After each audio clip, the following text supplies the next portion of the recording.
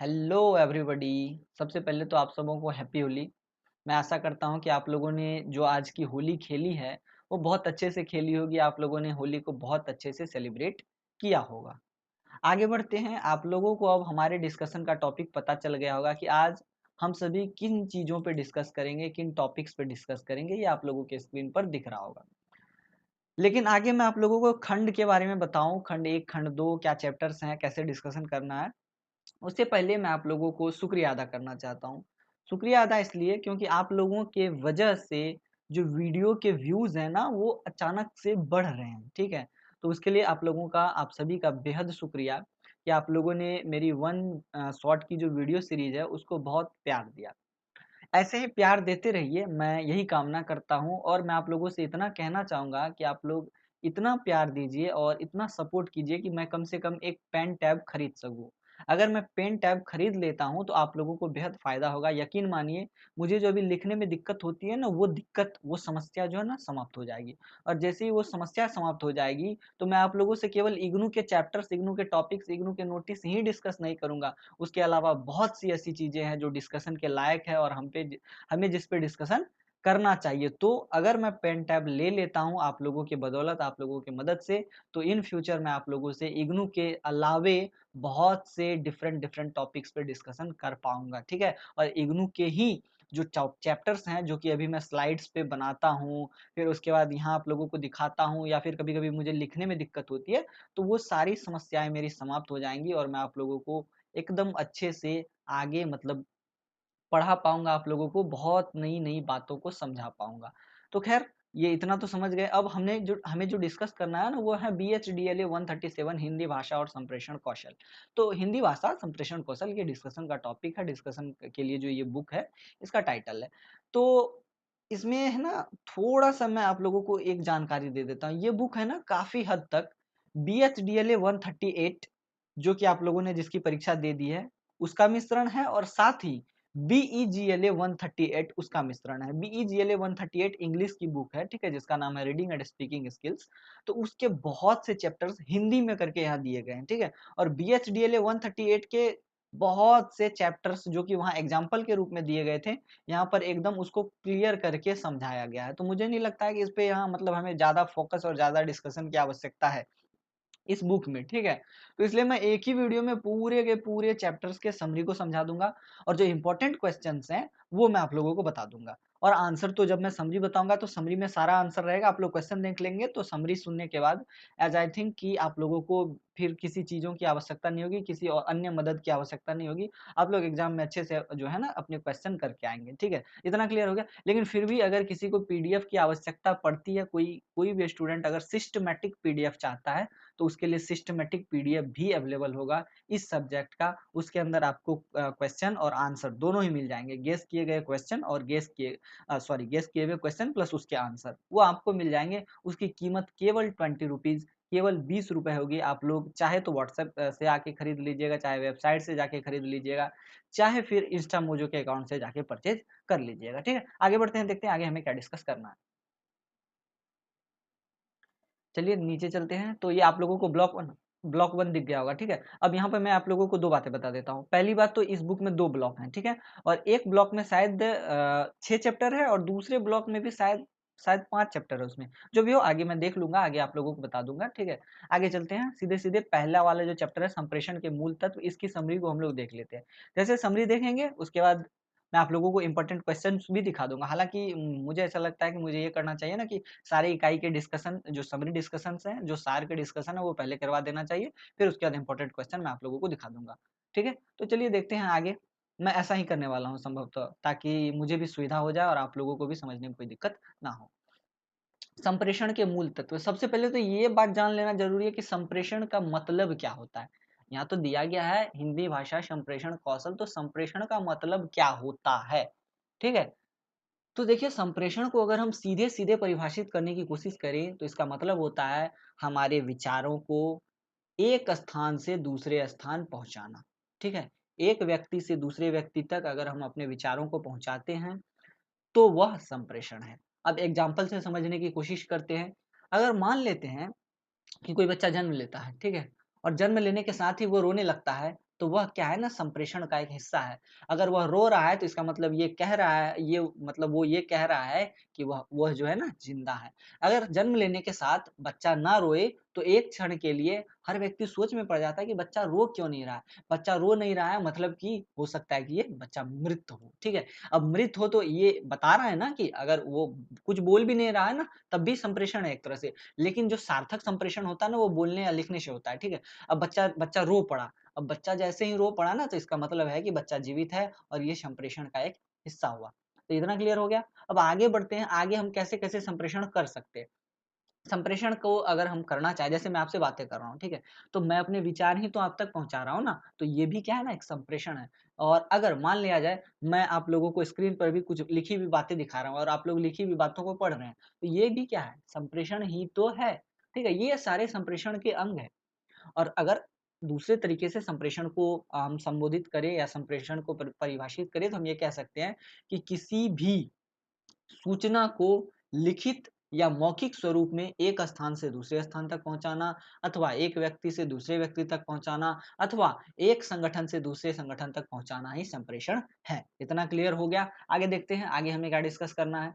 अब संप्रेषण के विविध रूप, तो यहाँ पे ये कहने की कोशिश की जा रही है कि आप बताइए कि संप्रेषण कितने तरीके से हो सकता है, संप्रेषण के कितने प्रकार हैं।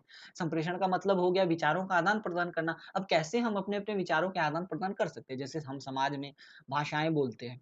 अब बोलते हैं तो मुख से बोलते हैं ना, मुँह से जो बोलते हैं, तो जैसे मैं अभी आपसे बातें कर रहा हूँ, ठीक है? तो मैं क्या कर रहा हूँ? संप्रेषण ही तो कर रहा हूँ। संप्रेषण कर रहा हूँ, तो संप्रेषण के माध्यम से क्या हो रहा है? मैं अपने संदेशों का आदान-प्रदान कर रहा हूँ, मैं अपने विचारों का आदान-प्रदान कर रहा हूँ और मेरे अंदर जो निहित सूचनाएँ हैं, मेरे अंदर जो निहित ज्ञान है, वो मैं आप लोगों को दे रहा हूँ। तो ये क्या है? संप्रेषण है। तो ये जो इस तरह का जो संप्रेषण है ना, क्या है? मौखिक संप्रेषण है। तो यह संप्रेषण का एक रूप है। ठीक है? तो यहाँ पर यही कहने की कोशिश की जा रही है कि संप्रेषण के मूलतः कितने रूप होते हैं, कितने प्रकार होते हैं? तो संप्रेषण के मूलतः 3 प्रकार होते हैं, मौखिक, लिखित और आपको आंगिक संप्रेषण। तो ये 3 प्रकार होते हैं। हालाँकि आगे भी कुछ संप्रेषण होते हैं, जैसे कि गुप्त संप्रेषण होता है, कोड संबंधी संप्रेषण होता है। हमें उस पे डिस्कशन करना नहीं है क्योंकि बुक में वो ऐसा टॉपिक दिया गया नहीं है। तो मूल रूप से 3 तरह के संप्रेषण हैं, मौखिक, लिखित और आंगिक। तो मौखिक संप्रेषण तो समझ गए, जैसे मैं बोल रहा हूँ, मैं अपने विचारों का आदान-प्रदान कर रहा हूँ, ये क्या है? मौखिक संप्रेषण है। और हम अपने निजी ज़िंदगी में सबसे ज़्यादा इसी संप्रेषण का प्रयोग करते हैं। कहीं जा रहे हैं, तो किसी से कुछ बोलना है तो मौखिक संप्रेषण करते हैं, किसी रेस्टोरेंट में गए, खाना ऑर्डर करना है तो मौखिक संप्रेषण का यूज़ करते हैं, किसी बच्चे को पढ़ाना है तो मौखिक संप्रेषण का यूज़ करते हैं, ठीक है? अगर किसी को डाँट लगानी हो तो मौखिक संप्रेषण का यूज़ करते हैं। तो ये सब क्या है? डाँट लगानी हो ऐसा है कि डाँटना है उसको, "अजी ऐसा क्यों करते हो? गलत कर रहे हो तुम।" तो ये ऐसे जो बोल रहे हैं ना, तो ये मौखिक संप्रेषण का हिस्सा है। तो ये सब मौखिक संप्रेषण आप समझ गए। इतना क्लियर हो गया। अब आगे बढ़ते हैं। हालाँकि यहाँ पे बहुत सारी चीज़ें दी गई हैं, हमें उससे कोई लेना-देना होना नहीं चाहिए, ठीक है? अब है आंगिक संप्रेषण। आंगिक आंगिक संप्रेषण का क्या मतलब हुआ? तो आंगिक संप्रेषण का मतलब हुआ अंग से किए गए संप्रेषण, अंग के माध्यम से। अंग मतलब क्या? शरीर के अंग। हमारे शरीर के मतलब हमारे शरीर के माध्यम से जो संप्रेषण होते हैं ना, हमारे शरीर के माध्यम से जो सूचनाओं का आदान-प्रदान होता है ना, या हमारे शरीर के माध्यम से जो कह लें कि हमारी स्थिति का जो आदान-प्रदान होता है कि हम किस स्थिति में है ना, वो आंगिक संप्रेषण के अंतर्गत आएगा। जैसे मैं आपको एक एग्ज़ाम्पल देता हूँ। जैसे मैं अभी ज़ोर-ज़ोर से बोल रहा हूँ, इसका मतलब है कि मैं एकदम आप लोगों को ये सोचकर पढ़ा रहा हूँ कि मेरे द्वारा कही गई सारी बातें आप लोगों के मस्तिष्क में पूर्ण रूपेण चली जाएँ। या फिर मैं किसी को मारने को जाऊँगा, तो मैं गुस्से में जाऊँगा ना, तो गुस्से में जाऊँगा तो हो सकता है कि मेरी आँखें लाल हो, मेरी भौहें चढ़ गई हो, मेरे माथे पे सिकुड़न आ गई हो। तो ये है ना, इसको देख के कोई भी बता सकता है ना कि ये बंदा गुस्से में है, या तो ये किसी को मारेगा या किसी को 2 बातें सुनाएगा। तो ये क्या है ना, आंगिक संप्रेषण का एक हिस्सा है, इसे ही हम आंगिक संप्रेषण कहते हैं।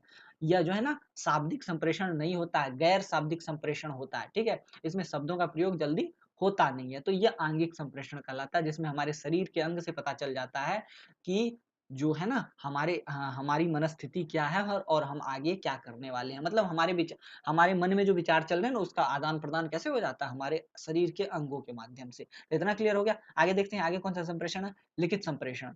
तो लिख कर किए गए संप्रेषण, लिखित माध्यम से अगर हम अपने विचारों का आदान-प्रदान कर रहे हैं, तो वही जो है ना लिखित संप्रेषण कहलाएगा। जैसे अभी आप लोगों के स्क्रीन पर जो टेक्स्ट लिखे लिखे हुए दिख रहे हैं, आप लोगों के स्क्रीन पर जो शब्द वाक्य लिखे हुए दिख रहे हैं ना, वो क्या है ना लिखित संप्रेषण का हिस्सा है, क्योंकि इसके माध्यम से आप समझ रहे हैं कि सामने में क्या लिखा गया और इसका क्या मतलब है, इसका क्या तात्पर्य है।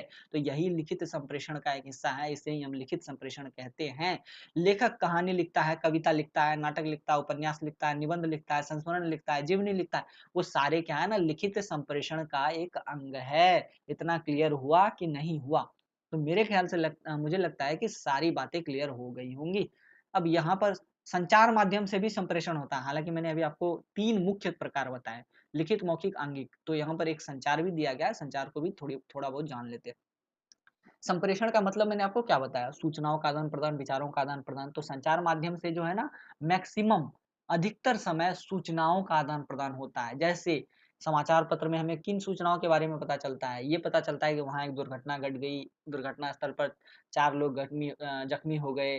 क्या कहते हैं कि ट्रक दुर्घटना में 2 लोग मर गए, या फिर हमारे प्रधानमंत्री नरेंद्र मोदी या फिर कोई भी भावी प्रधानमंत्री ने आज इस योजना का शिलान्यास किया। तो ये क्या है ना एक तरह से कह सकते हैं कि यह जो है ना सूचनाओं वाला संप्रेषण है, और इसे हम संचार माध्यम के संप्रेषण के अंतर्गत रखेंगे। अब संचार माध्यम के में जो संप्रेषण होते हैं, तो उसमें जो मुख्य मतलब जिसके माध्यम से संप्रेषण किया जाता है, उसमें आते हैं रेडियो, टेलीविज़न, समाचार पत्र, होर्डिंग, बिल, पैम्फलेट, इंटरनेट, ये सब जनसंचार के माध्यम हैं। और यह एक तरह से क्या है ना संचार माध्यम है, और ये क्या कह सकते हैं कि यह एक तरह से हमारे संप्रेषण का माध्यम भी है। ये हम कह सकते हैं कि जनसंचार के संप्रेषण के माध्यम, ये हम कह सकते हैं संभवतः।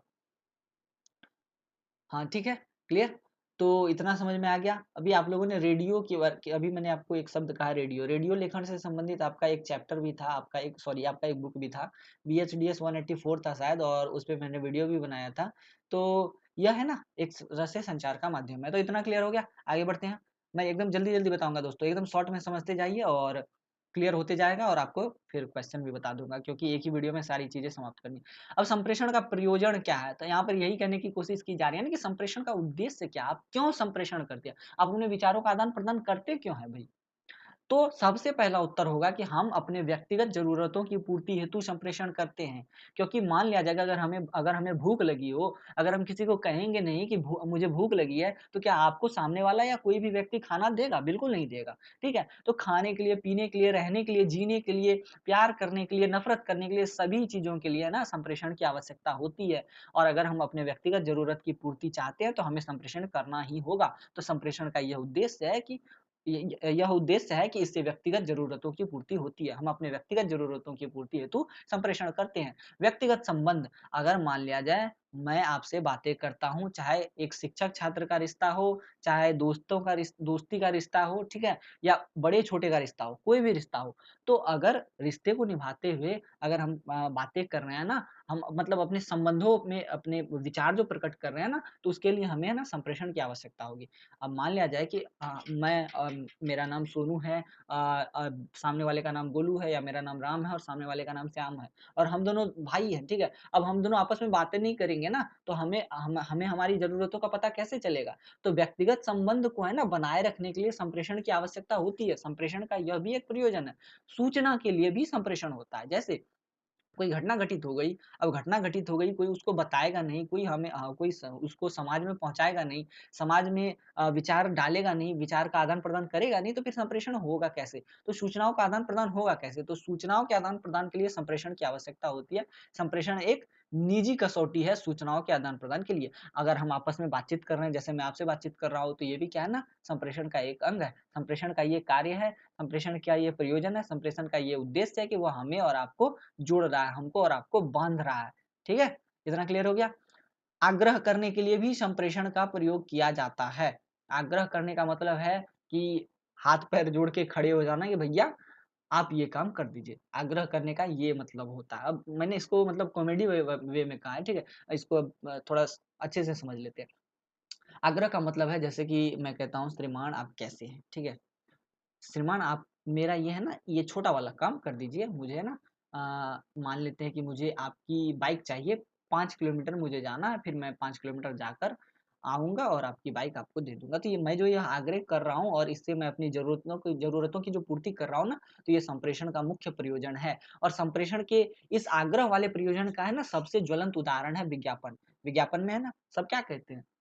विज्ञापन में होता क्या है? आपसे रिक्वेस्ट ही तो किया जाता है, भैया ये वाला प्रोडक्ट ले लो, मेरा टूथपेस्ट ले लो, मेरा शैम्पू ले लो, मेरा जीरा ले लो, मेरा धनिया ले लो, मेरा पाउडर ले लो। तो ये क्या है ना आग्रह ही तो है और यह भी तो संप्रेषण का एक प्रयोजन है। मनोरंजन, मनोरंजन भी तो संप्रेषण का एक प्रयोजन है।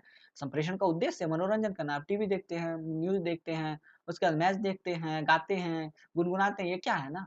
सब तो संप्रेषण है।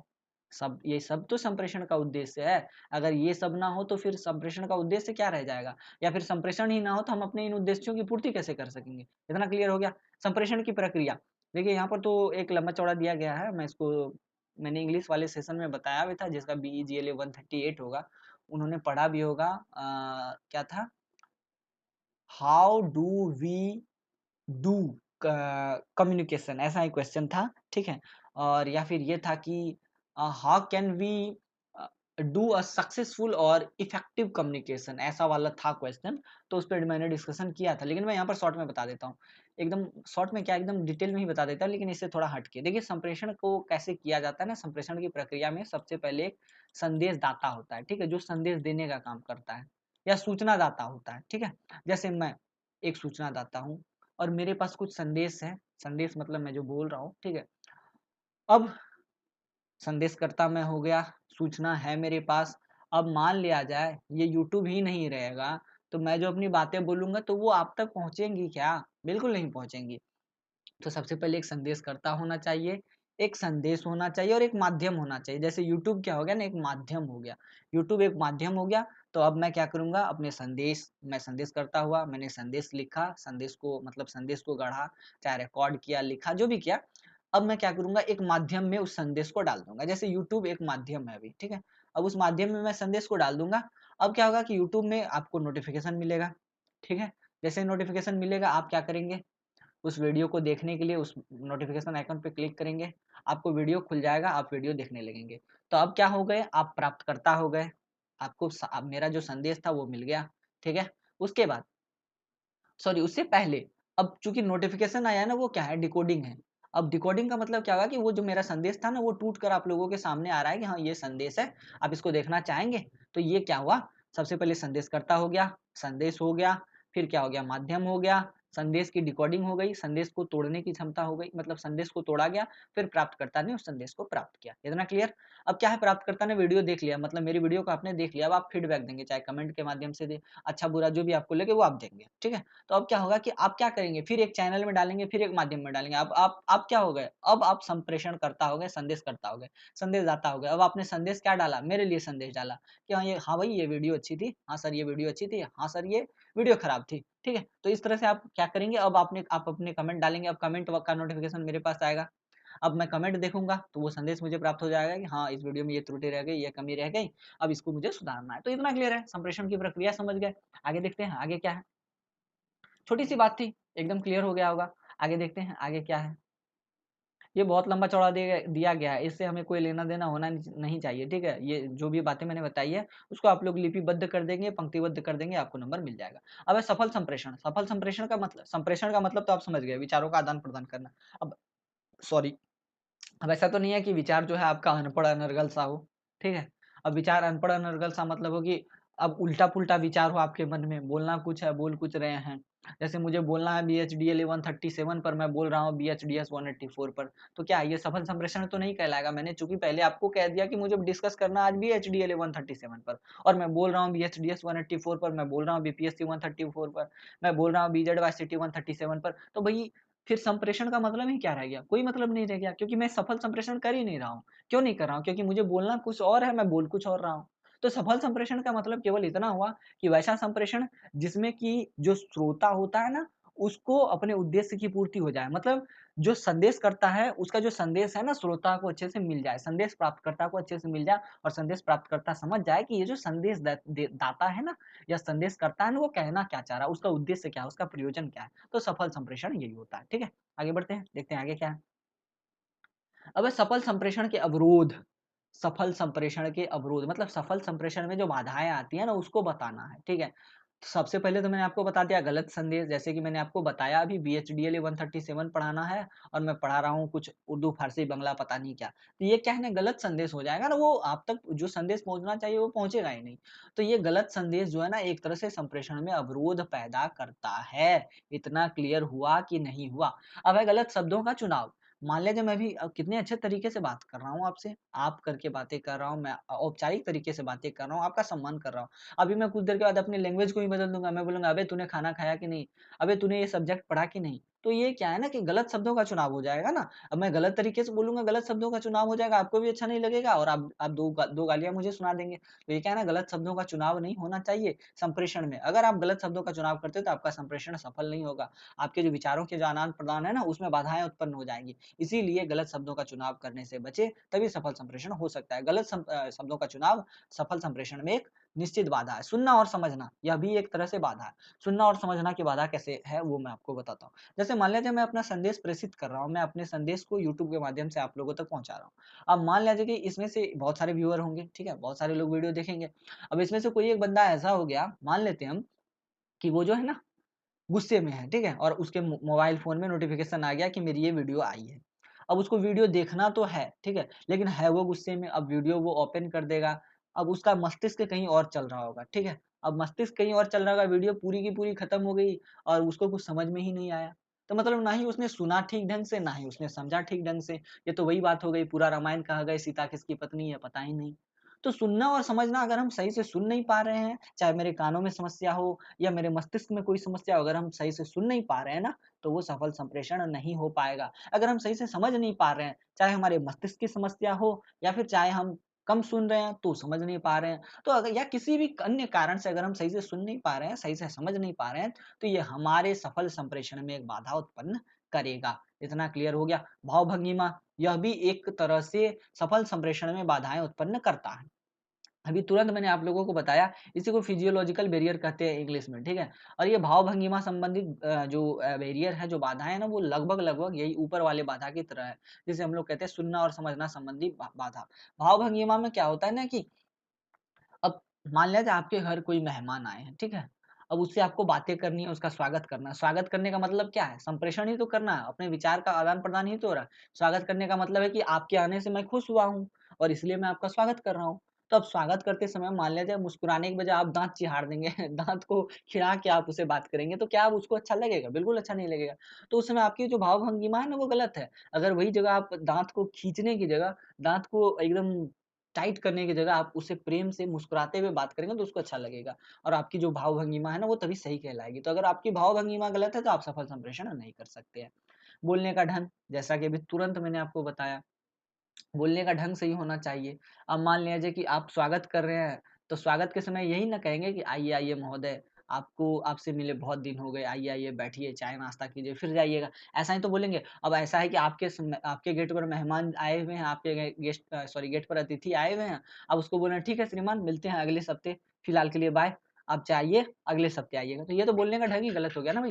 तो बोलने का ढंग सही होना चाहिए, भाषा का ज्ञान भी होना चाहिए। अब उसके स्वागत में आपको कहना है कुछ ऐसा बोलना है कि श्रीमान आप पधारे, बहुत अच्छा लगा मुझे। आइए बैठिए, चाय-नाश्ता कीजिए, ठीक है? अब आपकी जो भाषा है कितनी औपचारिक है, सुनने वाला जो सामने वाला मेहमान है, सामने वाला जो अतिथि है ना, वो प्रसन्न हो जाएगा। अब आप उल्टा बोल देंगे भई, बोलना भाषा का ज्ञान आपको सही है सही नहीं है, आप बोलेंगे, "आओ भई आओ, कैसे हो? क्या हाल-चाल हो? क्या हाल-चाल है? और चाय-वाय पियोगे कि नहीं?" तो अब वो बेचारा सोच में पड़ जाएगा भई। हमें करना क्या है? चाय पीना है या नहीं पीना है? भाषा ही गलत तरीके से बोल दी उन्होंने। अब मान लिया जाए कि अब एक तरह वो भी हो गया, अब एक तरह ये भी हो गया कि अब सामने वाला जो अतिथि है उसको हिंदी आती है, आप अंग्रेजी में बोल रहे हैं, हाय बडी हाउ आर यू? अब वो बेचारा क्या करेगा? वो समझ ही नहीं रहा है, तो फिर आप सफल संप्रेषण कैसे कर पाएगा? वो तो सोच में पड़ जाएगा, hello buddy how are you का मतलब क्या होता है कि नहीं? तो ये भाषा ज्ञान भी होना ज़रूरी है सफल संप्रेषण के लिए। इतना क्लियर हो गया? आगे बढ़ते हैं। आगे है चैप्टर 2 इकाई 2 उच्चारित भाषा और लिखित भाषा, संप्रेषण के तत्व। जैसे कि ऊपर मैंने आपको बताया, संप्रेषण के मूल कितने प्रकार, लिखित संप्रेषण, मौखिक संप्रेषण और आंगिक संप्रेषण। तो लिखित संप्रेषण को ही हम लिखित भाषा से कंपेयर कर सकते हैं और मौखिक संप्रेषण को ही हम उच्चारित भाषा से कंपेयर कर सकते हैं। आगे भी मैं आप लोगों को बताऊँगा। देखिए ऐसा है कि उच्चरित भाषा की प्रकृति के बारे में हमें बताना है। अगर हमसे पूछेगा, हालाँकि मुझे उम्मीद नहीं है कि ये प्रश्न पूछा जाएगा, लेकिन फिर भी मैं आपको बता देता हूँ उच्चरित भाषा की प्रकृति क्या होती है।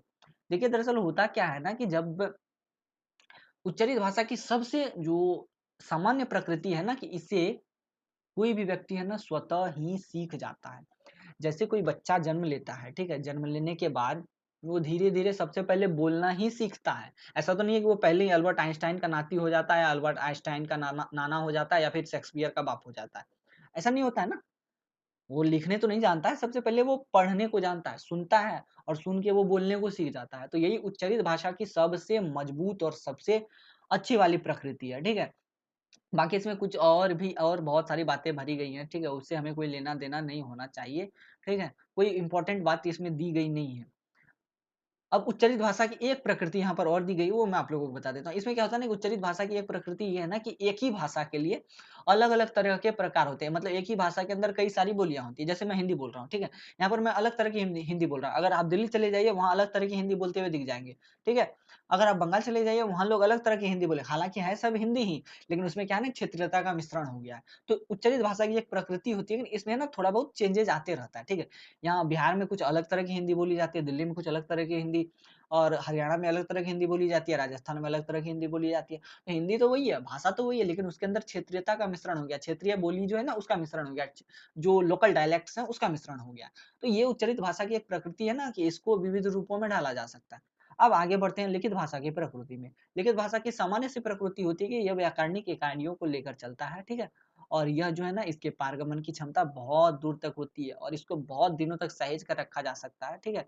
और इसमें औपचारिक बातों का जो है ना ज़िक्र ज़्यादा होता है। इतनी सारी बातें हैं और बाकी इसमें कुछ है नहीं जानने लायक। उच्चरित और लिखित भाषा के भेद, ये आपसे पूछा जाएगा। तो सबसे पहले उच्चरित भाषा तो आप समझ ही गए होंगे, जो उच्चारण से जो भाषा निकाली जाती है। यही ना है? यही तो है कि उच्चारण के समय या मुख से जो भाषा निकाली जा रही है, वही उच्चरित भाषा है, वही मौखिक भाषा है। मुँह के माध्यम से जो संप्रेषण हो रहा है ना, वही उच्चरित भाषा, वही उच्चरित संप्रेषण, वही मौखिक संप्रेषण कहलाएगा। लिखकर जो भाषा हम लिखकर जो अपने विचार प्रकट करते हैं ना, तो वो लिखित भाषा है। बात क्लियर हो गया? यही है। अब इसको हम डिटेल में थोड़ा बता देता हूँ मैं इसको क्योंकि इससे क्वेश्चन आने वाला है, म संभवतः आ सकता है, ठीक है? तो उच्चरित भाषा मुख्य माध्यम से बोली जाने वाली भाषा है ना, उसे उच्चरित भाषा कहते हैं और सामान्यतः है ना, उच्चरित भाषा में ध्वनि चिन्हों का प्रयोग होता है और ऐसी भाषा है ना, आम तौर पर औपचारिक और अनौपचारिक दोनों होती है। औपचारिक का मतलब ये होता है ना कि आप कैसे हैं, क्या कर रहे हैं, मतलब एकदम आदर्श वाक्य का उच्चारण कर रहे हैं अगर आप, तो वो औपचारिक भाषा के अंतर्गत आएगा, औपचारिक संप्रेषण के अंतर्गत आएगा, जिसमें कि आप सामने वाले को आदर दे रहे हैं, श्रोता को आदर दे रहे हैं, वो औपचारिक आएगा।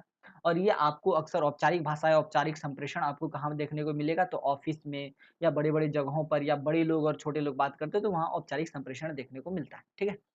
आगे अनौपचारिक की बात कर लेते हैं, ये सामान्य-सी भाषा है जो कि आप अपने घर में माता-पिता से करते हैं, अपने दोस्तों से करते हैं, वो अनौपचारिक भाषा या अनौपचारिक संप्रेषण है। तो एक्चुअली क्या है ना कि जो ये उच्चरित भाषा होती है या जो मौखिक भाषा होती है ना, इसमें ध्वनि चिन्हों का प्रयोग होता है और ये इसमें क्या होता है ना कि ये जो भाषा होती है, इसमें औपचारिक और अनौपचारिक दोनों ही श्रेणियाँ हमें देखने को मिलती है। घर में बात कर रहे हैं तो अनौपचारिक होकर बात कर रहे हैं, क्या भाई कैसे हो, क्या हाल-चाल है? वहीं बाहर जा रहे हैं, किसी बड़े लोगों से, बड़े अधिकारी से बात कर रहे हैं, तो हम उसे कहते हैं, क्या सर कैसे हैं? और कैसा चल रहा है? अच्छे हैं या नहीं है? तो ऐसे क्या है ना दोनों तरह की श्रेणियाँ हमें उच्चरित भाषा में देखने को मिलती है। अब हम बात कर लेते हैं लिखित भाषा के बारे में। तो लिखकर जो प्रकट की जाती है ना, जो विचार लिखकर जो विचार प्रकट किए जाते हैं, वो लिखित भाषा कहलाता है। और लिखित भाषा में है ना, लिपि चिन्हों का प्रयोग होता है। मतलब लिखित भाषा को अगर हम भाषा को लिखना चाह रहे हैं, भाषा को लिखित स्वरूप में प्रकट करना चाह रहे हैं, तो उसमें हमें लिपि चिन्हों का प्रयोग करना पड़ेगा, तभी हम भाषा को लिख कर दिखा सकते हैं। इतना क्लियर हो गया? लिखित भाषा का एक औचित्य होता है क्योंकि यह बार-बार लिखे जाने के बाद बहुत दिनों तक स्थायी बना रहता है। अब ऐसा है कि उच्चरित भाषा जैसे मैंने अभी आप लोगों को बोला, ठीक है? अगर ये यूट्यूब ना होता, ठीक है? आप लोग मेरे सामने में बैठे हुए होते या कोई रिकॉर्डर नहीं होता, तो अब मैं जो आप लोगों को बोल रहा हूँ, ठीक है? क्या वो मेरे बोलने के बाद भी बच जाता? नहीं बचता। मैं जैसे ही बोलता वो खत्म हो जाता। जैसे कि मैं अभी बोल रहा हूँ वो खत्म होता जा रहा है। हालाँकि अभी यूट्यूब है, मेरा वीडियो रिकॉर्ड हो रहा है, मेरी आवाज़ें रिकॉर्ड हो रही है, तो ये लंबा टिक जाएगा। ये बहुत लंबे दिनों तक जाएगा जब तक मैं इसको डिलीट नहीं कर दूँगा। लेकिन अगर मान लीजिए ये यूट्यूब ना होता, ना ये रिकॉर्डर होता, ना मेरी आवाज़ें रिकॉर्ड होती, तो क्या आप बता सकते हैं कि मेरी आवाज़ जो है ना, वो लंबे समय तक टिकती? बिल्कुल नहीं टिकती। क्यों नहीं टिकती? क्योंकि उसके लिए उसमें कोई तकनीकी ही नहीं है, ठीक है? लेकिन अगर हम लिखित भाषा की बात करें ना, तो ये स्थायित्व लिए हुए रहता है। क्यों लिए हुए रहता है? क्योंकि इसको लिखा जाता है, पन्ने पर लिखा जाता है, ठीक है? पृष्ठ पर लिखा जाता है और इसको बहुत दिनों तक सहेज कर रखा जा सकता है। तो यही है ना लिखित भाषा का स्थायित्व दिखाता है। इतना क्लियर हो गया? अब देखा जाए तो हमें उच्चारित भाषा और लिखित भाषा में बहुत सारी समानताएँ देखने को मिलती है, लेकिन उसके साथ-साथ उसमें बहुत अंतर है, बहुत सारे भेद हैं। आगे मैं उसके बारे में आपको बताऊँगा। औचित्यता के आधार पर इसको है ना बाँटा गया है। औचित्य का मतलब क्या है? कि मतलब ये टिकता है या नहीं टिकता है, तो इसके बारे में जानना है हमें। तो वास्तव में अगर देखा जाए दोस्तों, तो उच्चारित भाषा का कोई अस्तित्व नहीं होता, क्योंकि वो बोलने के साथ ही समाप्त हो जाता है। क्योंकि उसमें जो ध्वनि चिन्ह होते हैं ना, वो प्रयोग के साथ ही समाप्त हो जाती हैं। उच्चारण हुआ और इसका कहानी खत्म, ठीक है? लेकिन अगर हम लिखित भाषा की बात करें, तो ये लिख करके बहुत लंबे समय तक हमारे साथ हम हमारे सामने रखा जा सकता है, या हम इसको लिख करके बहुत लंबे समय तक रख सकते हैं। ये है ना, इस तरह से हम कह सकते हैं कि लिखित भाषा का एक औचित्य होता है और इसकी एक पारगमन की क्षमता होती है। दूसरे शब्दों में कहें, तो हम जो है ना, एक लिखित भाषा में लिखे गए शब्दों को 100-100 वर्षों, डेढ़-डेढ़ सौ, हज़ारों-हज़ारों वर्षों तक सहेज कर रख सकते हैं। तो औचित्यता के आधार पर ये भेद है। अगर हम आगे देखते हैं, सशक्त दिशाओं के आधार पर भेद की बात करें, तो देखिए वास्तव में क्या है ना, कि उच्चारित भाषा को केवल श्रोता के सामने कुछ पल के लिए प्रकट किया जा सकता है, ठीक है? लेकिन अगर हम बात करें कि लिखित भाषा को, तो लिखित भाषा को बहुत लंबे समय तक एक कागज के माध्यम से या अन्य किसी माध्यम से सहेज कर काफ़ी दिनों तक रखा जा सकता है। मतलब अगर हम देखें, तो हम ये कह सकते हैं कि अगर हम उच्चारित की गई भाषाओं में किसी तकनीकी का प्रयोग नहीं करें, यथा मान लेते हैं कि रिकॉर्डर का प्रयोग नहीं करें, यूट्यूब जैसे माध्यम का प्रयोग नहीं करें, तो हम जो भाषाएँ संप्रेषण कर रहे हैं ना, उच्चारित भाषा के माध्यम से, वो ज़्यादा लंबा टिकेगा नहीं। लेकिन अगर वही लिखित भाषा की बात करें, तो वो बहुत ज़्यादा लंबा टिकेगा, और यहाँ तक कि उच्चारित भाषा, जैसे मैं आपसे बातें कर रहा हूँ, यूट्यूब है तभी तो ये देशों-विदेशों तक सुनी जा सकती है। अगर यूट्यूब ना होता, तो मैं आपसे बातें करता आपको सामने में रखकर, तो क्या ये विदेशों तक चली जाती? बिल्कुल नहीं जाती।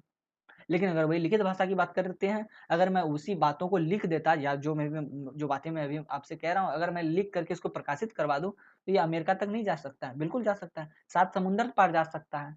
तो ये है ना, सशक्त दिशाओं के आधार पर ये भेद होते हैं। आगे बढ़ते हैं। आगे में देखा जाए अगर, तो माध्यम के आधार पर, माध्यम का क्या मतलब हुआ? जैसे उच्चरित भाषा जो है ना, उसको हम केवल मुख से बोल सकते हैं। उच्चारण के लिए मुख से ही तो बोल सकते हैं, ऐसा तो नहीं है पेट या हाथ से बोल लेंगे, ऐसा तो नहीं हो सकता है। मुँह से जो भाषाएँ हम बोलते हैं ना, वो उच्चारित भाषा है, ठीक है? और ये जैसे ही मुख से निकला, समाप्त हो गया। लेकिन लिखित भाषा की बात करें, तो इसके लेखन में ना कलम, स्याही, कागज इत्यादि सभी चीज़ों की आवश्यकता होती है, ठीक है? और अगर हम इस लिखित मुद्दों को मतलब मुद्दों को कोई लिख दे, तो उसको लंबे समय तक रख सकते हैं, ठीक है? और अगर हम बात करें वर्तमान समय में, हालाँकि लिखित जो माध्यम है, लिखित भाषा है ना, और भाषा में या लिखित माध्यम में जो लेख लिखे जाते हैं ना, वो बहुत लंबे टिकते हैं, ठीक है? तो आजकल क्या हो रहा है ना, कि उच्चरित भाषा को भी लंबा टिकाने की कोशिश की जा रही है, और उसके लिए क्या हो रहा है ना, टेलीविज़न, टेप रिकॉर्डर, रेडियो, और उसके बाद इंटरनेट, यूट्यूब, ये इन सब साधनों की मदद ली जा रही है, ताकि इन सभी चीज़ों को ना लंबे समय तक टिकाया जा सके। अब व्याकरणिकता के आधार पर अगर हम देखें, तो मौखिक भाषा है ना, उस वो व्याकरण से बंधा नहीं होता। जैसे मैं बीच-बीच में तोड़-तोड़ कर बातें करता हूँ। इसमें इसमें अगर मैं व्याकरण देखूँगा ना, तो फिर मैं पागल हो जाऊँगा। मैं भी पागल हो जाऊँगा और आप भी पागल हो जाएँगे। पागल होने से मेरा मतलब है कि आप भी कन्फ्यूज़, मैं भी कन्फ्यूज़। तो उच्चरित भाषा है ना, व्याकरण की सीमाओं से बंधा नहीं होता, लेकिन लिखित भाषा पूर्ण रूपेण व्याकरण की सीमाओं से बंधा होता है, ठीक है? व्याकरणिक इकाइयों से बंधा होता है, और लिखित भाषा का जो स्वरूप होता है ना, अक्सर क्या होता है ना, औपचारिक स्वरूप होता है। अब प्रयोग के आधार पर देखिए, अगर प्रयोग के आधार पर बात करें ना, तो सबसे ज़्यादा उच्चरित भाषा का प्रयोग होता है, क्योंकि हम अपने निजी जीवन में सोने से लेकर के जगने तक, उठने से लेकर के बैठने तक, खाने से लेकर के पीने तक, सारे जगहों पर हम क्या करते हैं ना, उच्चरित भाषा का प्रयोग करते हैं। इसीलिए उच्चरित भाषा या मौखिक भाषा का प्रयोग बहुत ज़्यादा है, लेकिन लिखित भाषा का प्रयोग उतना ज़्यादा नहीं है। क्योंकि अब मान लिया जाए, आप कोई रेस्टोरेंट में जाते हैं, तो आप क्या करते हैं, लिख के बोलते हैं कि मुझे ये फलाना चीज़ चाहिए। मुझे ये फलाना खाना चाहिए, घर आते हैं, आपको पानी की आवश्यकता होती है, तो आप क्या बोलते हैं? आप क्या करते हैं? लिख के देते हैं क्या? ऐसा तो नहीं करते आप। आप क्या करते हैं? आप क्या करते हो? आप स्वयं ही बता दीजिए। आप इतना करते हैं कि आप है ना, उसको बोलकर ही प्रकट करते हैं। तो उच्चरित भाषा सबसे अधिक उपयोग में लाई जा रही है, तो उपयोग या प्रयोग के आधार पर सबसे ज़्यादा उच्चरित भाषा का प्रयोग होता है, और लिखित भाषा का प्रयोग कम होता है। अब आगे है ना, वर्तनी के आधार पर देखिए, ऐसा है कि कभी-कभी है ना, उच्चरित भाषा को लिखित करने की कोशिश की जाती है। जैसे कि कभी-कभी मुसलमान, ये शुद्ध हिंदी लेखन है, लेकिन कभी-कभी कुछ लोग इसको मुसलमान भी लिख देते हैं। कलजुग, ये कलजुग लोग बोलते हैं, लेकिन लिखते हैं कलयुग। लेकिन कभी-कभी लोग कलजुग को कलजुग ही लिख देते हैं। तो ये सब क्या है ना, उच्चरित वर्तनी के आधार पर ये भेद हमें देखने को मिलते हैं। हाँ, वर्तनी के आधार पर हम ये कह सकते हैं ना कि अक्सर जो मौखिक भाषा को जो लिखा जाता है ना वो थोड़ा बहुत गलत होता है, ठीक है? लेकिन लिखित भाषा पूर्ण रूपेण शुद्ध होता है। इतना क्लियर हो गया? सारी बातें क्लियर? आगे बढ़ते हैं।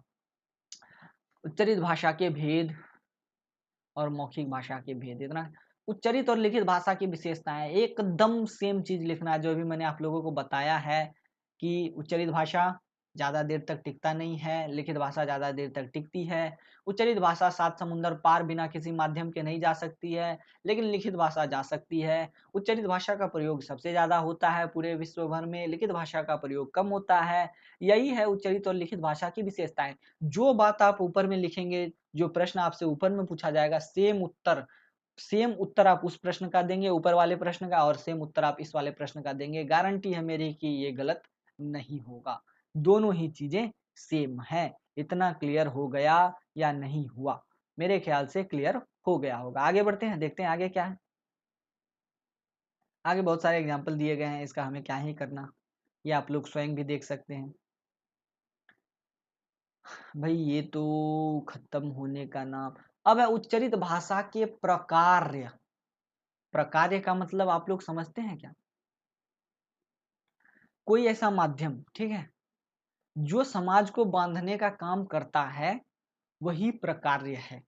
ठीक है, कोई ऐसा माध्यम जो कि समाज को एक दूसरे से बांधने का काम करता है, वही प्रकार्य है। या हम इसको ऐसे समझ सकते हैं कि वैसा कार्य, ठीक है, जो समाज को एक दूसरे से बांधते हैं ना, वही प्रकार्य कहलाता है।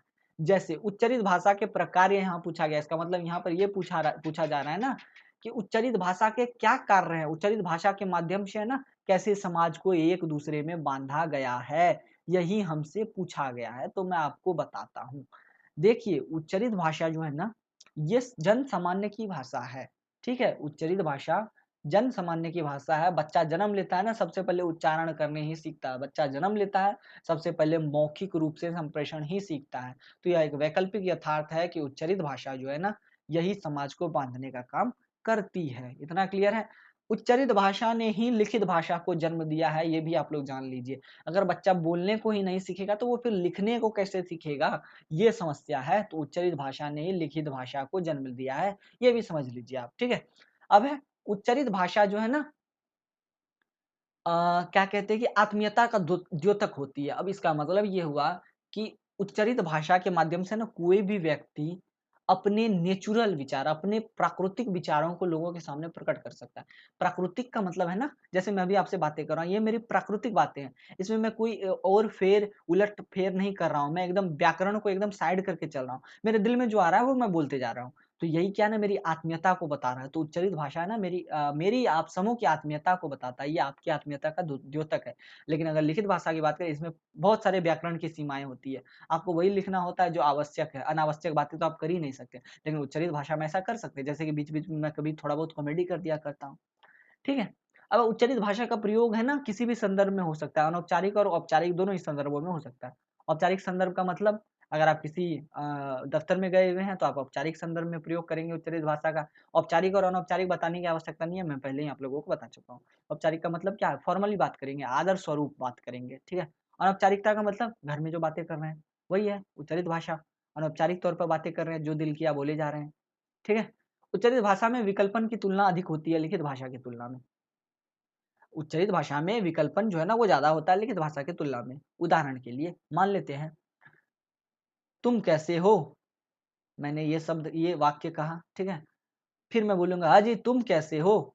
ये क्या है, एक ही चीज है लेकिन बोला गया दो तरह से। फिर ओ जी अजी सुनते हो, ये बता दो कि तुम कैसे हो, ये भी है। तो ये कहाँ क्या है ना, ये विकल्प है हमारे सामने। उच्चरित भाषा में ना हम एक ही वाक्य को कई तरीके से बोल सकते हैं, लेकिन लिखित भाषा में ऐसी जो व्यवस्था है ना हमारे पास उतना उपलब्ध नहीं होती है। और उच्चरित भाषा व्यक्ति अपने परिवेश से सीखता है और स्वतः सीखता है। आपको पता चल गया होगा, आपने स्वयं भी अपने समाज से, अपने परिवेश से ही उच्चारण करना सीखा होगा। और उच्चरित भाषा ही व्यक्ति के समाजीकरण का माध्यम होती है। तो हम समझ सकते हैं कि कैसे एक उच्चारित भाषा समाज को एक सूत्र में बांधने का काम करती है और हम ये भी कह सकते हैं कि उच्चारित भाषा के यही प्रकार्य हैं, यही वो कार्य हैं जिसके माध्यम से वो समाज को बांधती है, समाज को जोड़ती है। लिखित भाषा के प्रकार्य, लिखित भाषा के प्रकार्य का मतलब ये है कि ऐसे कौन से कार्य हैं जो आपको लिखित भाषा से जोड़ते हैं या लिखित भाषा के ऐसे कौन से कार्य हैं जो समाज में एक दूसरे को जोड़ते हैं। तो स्मृति में सहायक है। अगर हमने कोई बातें लिख दी, अगर हम मौखिक तौर पर अगर उसको रखते हैं दिमाग में तो वो हमारे दिन में ज़्यादा हमारे मस्तिष्क में ज़्यादा समय टिकता नहीं है। तो हम अगर लिख कर उसको रखते हैं, अगर हम भूल भी जाते हैं ना तो भविष्य में हम उसको निकाल कर फिर से पढ़ सकते हैं। हमारे पास ये स्वतंत्रता है तो स्मृति में ये सहायक होता है। आगे बढ़ते हैं, संप्रेषण क्षेत्र का विस्तार, एक्सपेंशन ऑफ कम्युनिटी एरिया। तो इसका मतलब ये है कि अब हम मौखिक भाषा में जैसे कुछ बोल रहे हैं ना, तो वो ज़्यादा दूर जा नहीं सकता है। लेकिन अगर हम वही बातों को लिख कर दूर-दूर तक पहुँचाने की कोशिश करें तो ये 7 समुंदर क्या 70 समुंदर पार भी जा सकता है। तो ये संप्रेषण क्षेत्र का विस्तार है। प्रसारण का माध्यम है, प्रसारण का ये माध्यम है कि यह जो लेखन की भाषा होती है ना, यह संदेश को एक जगह से दूसरे जगह तक बिना किसी समस्या के पहुँचा देती है। जैसे मुझे कोई संदेश भेजना है, लिखकर एक पत्र भेजना है, तुरंत वो पत्र 50 किलोमीटर, 100 किलोमीटर दूर पहुँचाया जा सकता है, तो यह प्रसारण का एक माध्यम है। सामाजिक नियंत्रण, समाज में नियंत्रण को स्थापित करता है। जैसे मैं आपको एक उदाहरण देता हूँ, आप चले जाइए पुलिस के किसी भी स्टेशन में पुलिस स्टेशन में चले जाइए या किसी भी सरकारी दफ्तर में चले जाइए और वहाँ पे आप किसी को कोई काम करने को कहिए तो वो आपसे 75 जगह सिग्नेचर करवाएगा। 75 जगह समझते हैं ना? वो 75 जगह आपके साइन लेगा और वो क्या होंगे?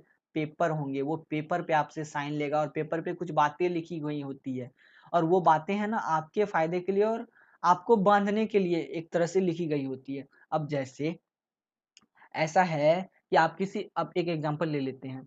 आप किसी हॉस्पिटल में चले जाइए और आपको आपके किसी रिलेटिव का ऑपरेशन करवाना है ना, तो स पहले क्या करेंगे ना, आपसे हॉस्पिटल मैनेजमेंट वाले, हॉस्पिटल प्रबंधन वाले, अस्पताल प्रबंधन वाले कहेंगे कि कृपया करके आप इस पेज पर सिग्नेचर कर दीजिए और उस पेज पर क्या लिखा होता है आपको पता है? उस पेज पर लिखा होता है कि पेशेंट को अगर ऑपरेशन के समय कोई समस्या होती है या पेशेंट की जान चली जाती है, तो उसके लिए हॉस्पिटल प्रबंधन अथवा डॉक्टर ज़िम्मेदार नहीं होगा, तो वो लिखित रूप से ले लेता है। अब मान लेते हैं तो यह नियंत्रण एक स्थापित कर रहा है, कैसे नियंत्रण स्थापित कर रहा है? जैसे अगर यही बात वो बोलकर हॉस्पिटल प्रबंधन वाले बोल कर कहे कि भई ऐसा अगर कुछ होता है तो हमारी ज़िम्मेवारी नहीं होगी, ठीक है?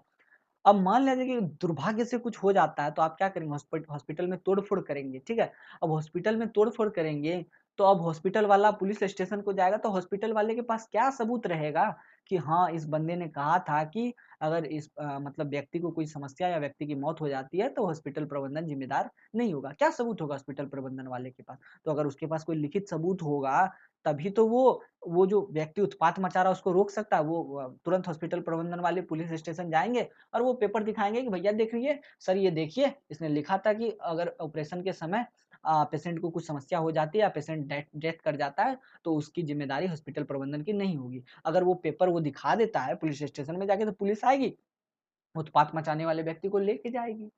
तो ये एक तरह से सामाजिक नियंत्रण स्थापित कर रहा है। कैसे स्थापित कर रहा है? ये हमें बाँध रहा है, हमें जो है ना गलत कामों को करने से रोक रहा है, तो यह सामाजिक नियंत्रण है। ऐसे हमारे हमारे बिहार में कहावत भी चलती है और वो कहावत है लिखतम के आगे बख्तम का क्या काम? मतलब जो चीज़ लिख कर दे दी गई हो ना, वो एकदम एकदम अटल सत्य है, ठीक है? वो एकदम गलत हो ही नहीं सकता है, तो यही बात है, ठीक है? इतना क्लियर हो गया? आगे बढ़ते हैं।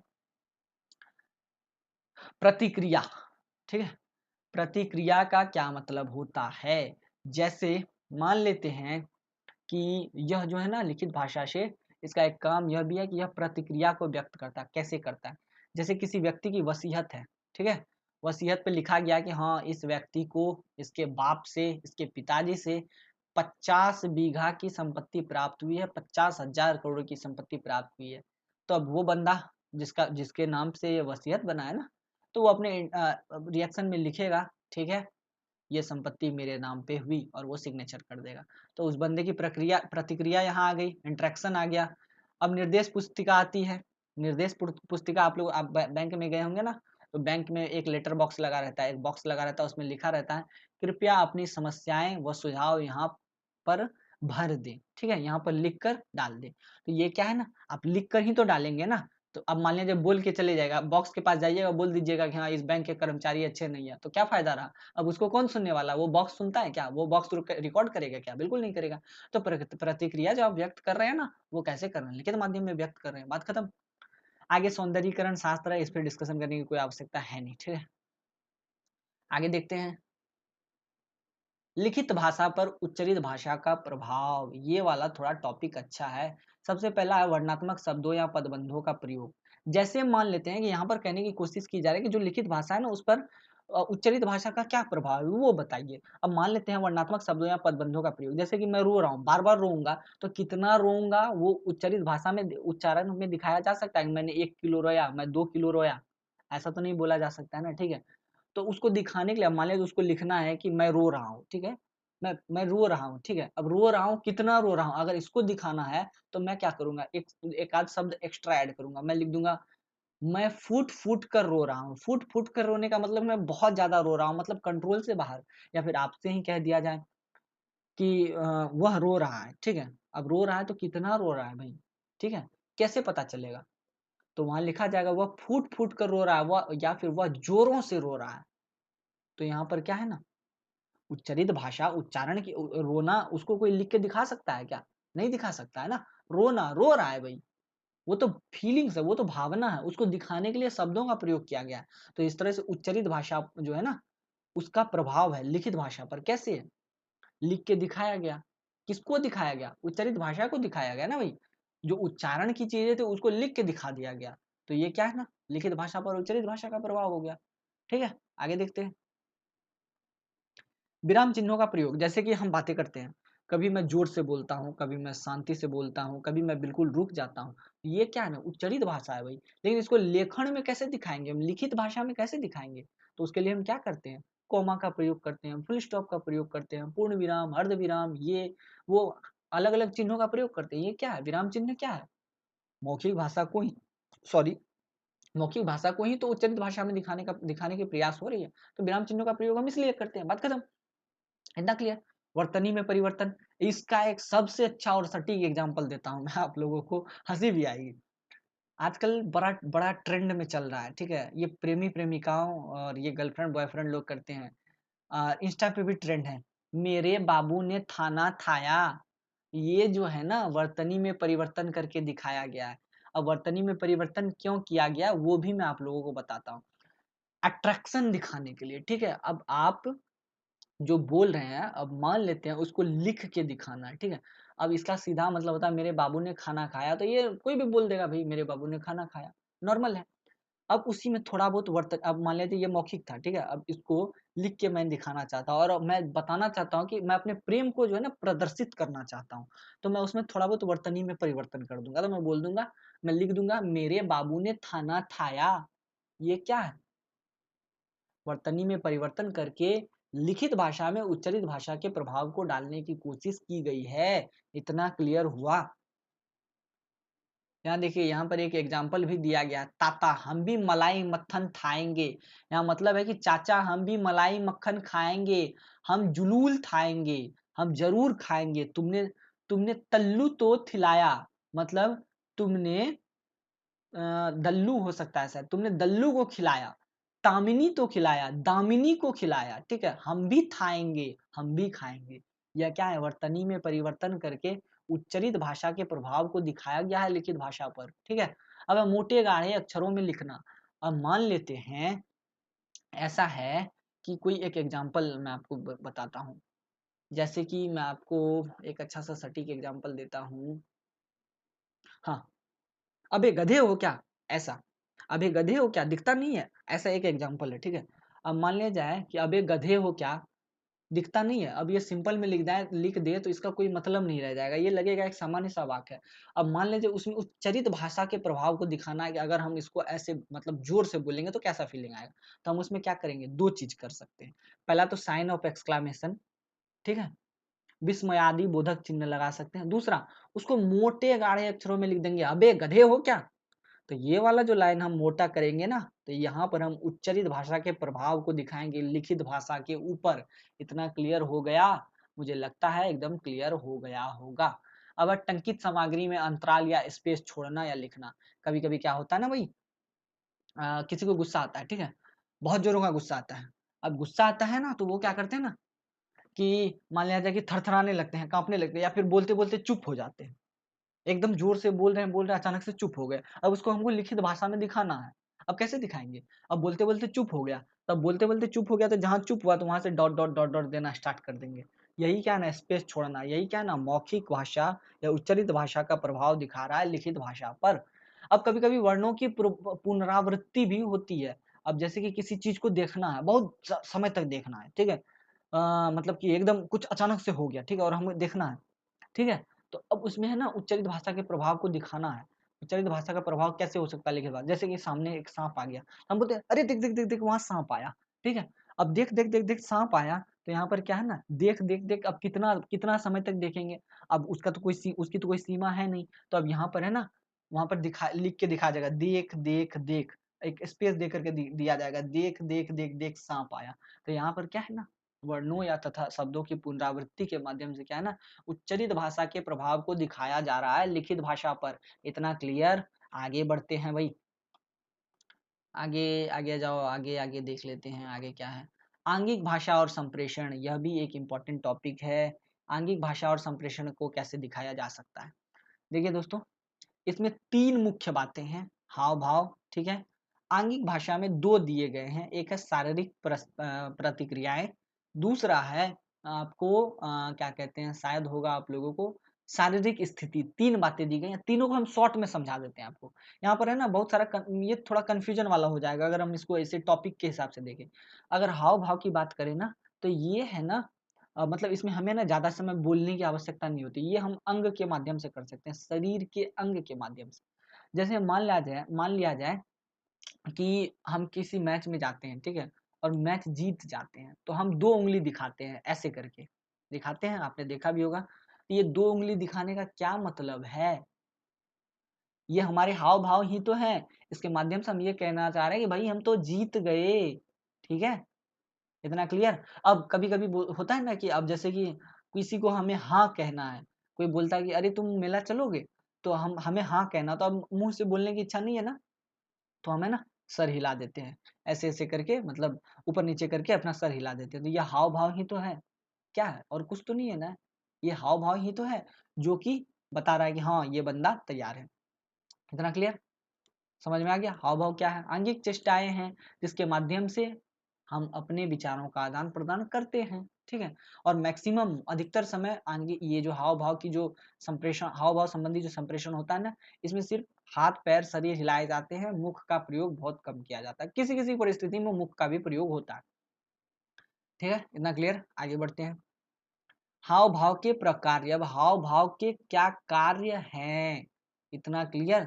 यह भी एकदम सामान्य सी बात है। हाव-भाव क्या है ना, हाव-भाव के माध्यम से हम सबसे पहले तो अपने लंबे-लंबे भाषण को छोटे कर सकते हैं। जैसे मान लेते हैं हम जीत गए, अगर हमें इसको बोलना है तो थोड़ा समय लगेगा। अगर हम 2 उँगली अपना ऐसे उठा दें, एक 1 सेकंड मैं पेन ये ले लेता हूँ। अगर 2 उँगली को हम ऐसे उठा दें, ज़ाहिर-सी बात है कोई भी बंदा समझ जाएगा हाँ भाई ये जो है ना, क्या कहना चाह रहा है? तो ये कहना चाह रहा है कि हाँ, हम जीत गए। ठीक है? अब कभी क्या होता है ना कि मौखिक भाषा हमें बोलने की ज़रूरत ना हो, ठीक है? सिर्फ़ हमें इशारे से काम चलाना हो, तब भी हम जो है ना, इस तरह से इसका प्रयोग कर सकते हैं, ठीक है? और क्या होता है ना कि आजकल सामान्य तौर पर क्या हो रहा है ना कि लोग हाव-भाव का प्रयोग करना सीख गए हैं और हाव-भाव का प्रयोग ज़्यादा करते हैं। आप देख चले जाइए, कभी आप ट्रैफ़िक रूल्स का फ़ॉलो कीजिए, तो आपको ट्रैफ़िक हवलदार मिल जाएगा, जो हाथ दिखाकर बताता है कि ठहरना है। अब मान लीजिए सारा दिन वो चिल्ला के तो नहीं बोलेगा ना भई, तो हाँ, इस वाले लाइन को क्लियर करके इसको जाने दीजिए, इसको रोकना है। अब वो सारा दिन बोलेगा नहीं तो वो क्या करता है, हाथ दिखाता है। हाथ दिखा दिया, भई रुक जाइए अब। ये क्या हाव-भाव ही तो है कि नहीं? ठीक है? शांत होने को अगर हम किसी को कहते हैं, तो ऐसे हाथ एकदम खड़ा कर देते हैं, तो क्या होता है ना, समझ जाता है कि भई हाँ, हमें रुकने को कहा गया, हमें शांत रहने को कहा गया। यही सब तो प्रकार है और क्या है? इसमें कुछ और जानने की आवश्यकता है नहीं। यहाँ देख लीजिए यहाँ पर एकदम हाव-भाव के प्रकार ये शॉर्ट में लिखे गए हैं। हाव-भाव अभिव्यक्ति को जीवंतता देते हैं, हमारी अभिव्यक्ति की पुष्टि करते हैं। जैसे मैं आपको एक एग्ज़ाम्पल देता हूँ। जैसे मैंने आपको एक ऐसे वाला हाथ वाला एग्ज़ाम्पल दिया था। अब मान लेते हैं कि कोई बंदा बोल रहा है हाँ, हम जीत गए, उसके साथ ये उँगली भी दिखा दे 2 उँगली। तो इसका मतलब है कि हमारे बातों की स्पष्ट पुष्टि हो गई कि हाँ, हम जीत गए। ठीक है? अभिव्यक्ति की पुष्टि करते हैं, क्लियर अभी तुरंत बताया मैंने। जीवंतता देते हैं, पुष्टि करते हैं, बात एक ही है, ठीक है। हाव भाव कभी कभी अभिव्यक्ति का स्थान ले लेते हैं, कभी कभी हमें बोलना नहीं पड़ता, हम हाव भाव से काम चला लेते हैं। हाव भाव से हम अपने मनोभाव को अभिव्यक्त कर देते हैं। हाव भाव मतलब हम अपने शरीर की प्रति, शरीर में जो अचानक से जो चेंजेस लाते हैं उसके माध्यम से हमारे मन में क्या चल रहा है वो व्यक्त कर देते हैं, ठीक है। इतना क्लियर हो गया। हाव भाव से वक्ता हमारे मंतव्य और मनस्थिति का अनुमान लगा लेता, सॉरी, हाव भाव से हम श्रोता मतलब, सॉरी मिस्टेक हो गया फिर से, हाव भाव से है ना वक्ता के मंतव्य और मनस्थिति का अनुमान लगाया जा सकता है। जैसे मान लेते हैं कि कोई सामने से मतलब मेरे सामने में कोई बंदा है, ठीक है, वो मेरे से बातें करना चाह रहा हो लेकिन मैं हूँ गुस्से में, ठीक है। अब वो मुझे बोलता है क्या भाई कैसे हो, मैंने एकदम मुक्का दिखा दिया, हाथ दिखा दिया, हाथ को मैंने मोड़ लिया और दिखा दिया, तो वो समझ जाता है भाई सामने वाला गुस्से में है। तो ये क्या है, मनस्थिति है, मनस्थिति को बता रहा है। That's clear. आगे बढ़ते हैं, आगे देख लेते हैं क्या है। आंगिक भाषा दो तरह के, शारीरिक प्रतिक्रिया और एक है शारीरिक स्थिति। तो शारीरिक प्रतिक्रिया को एकदम शॉर्ट में समझ जाइए। सडन जो हमारे शरीर में चेंजेज आते हैं ना, वही शारीरिक प्रतिक्रियाएं हैं और यह आंगिक भाषा का एक भाग है। जैसे मैं आपको एक एग्जांपल देता हूँ, आपको कोई ऐसी बात कह दी जो आपको अचानक से एकदम बुरी लग जाए, तो आपके तुरंत आपके शरीर में चेंजेज आने स्टार्ट हो जाएंगे, आपके मस्तिष्क की भौहें सिकुड़ने लगेंगी, आपकी आंखें लाल होने लगेंगी, आपकी हाथें तन जाएंगी और आपका दिल कब करेगा कि मैं उसको पीट कर बराबर कर दूं। ये क्या है, शारीरिक प्रतिक्रिया है। आगे बढ़ जाते हैं, आगे देखते हैं। जैसे मैं आपको एक एग्जाम्पल देता हूँ, आप समझ लीजिए कि आप अपने प्रेमिका के पास चले गए हैं, ठीक है। अब प्रेमिका से आप पहली बार मिल रहे हैं और अब आपको उससे बात करनी है ना, तो आपको समझ ही नहीं आएगा कि आपको करना क्या है भाई।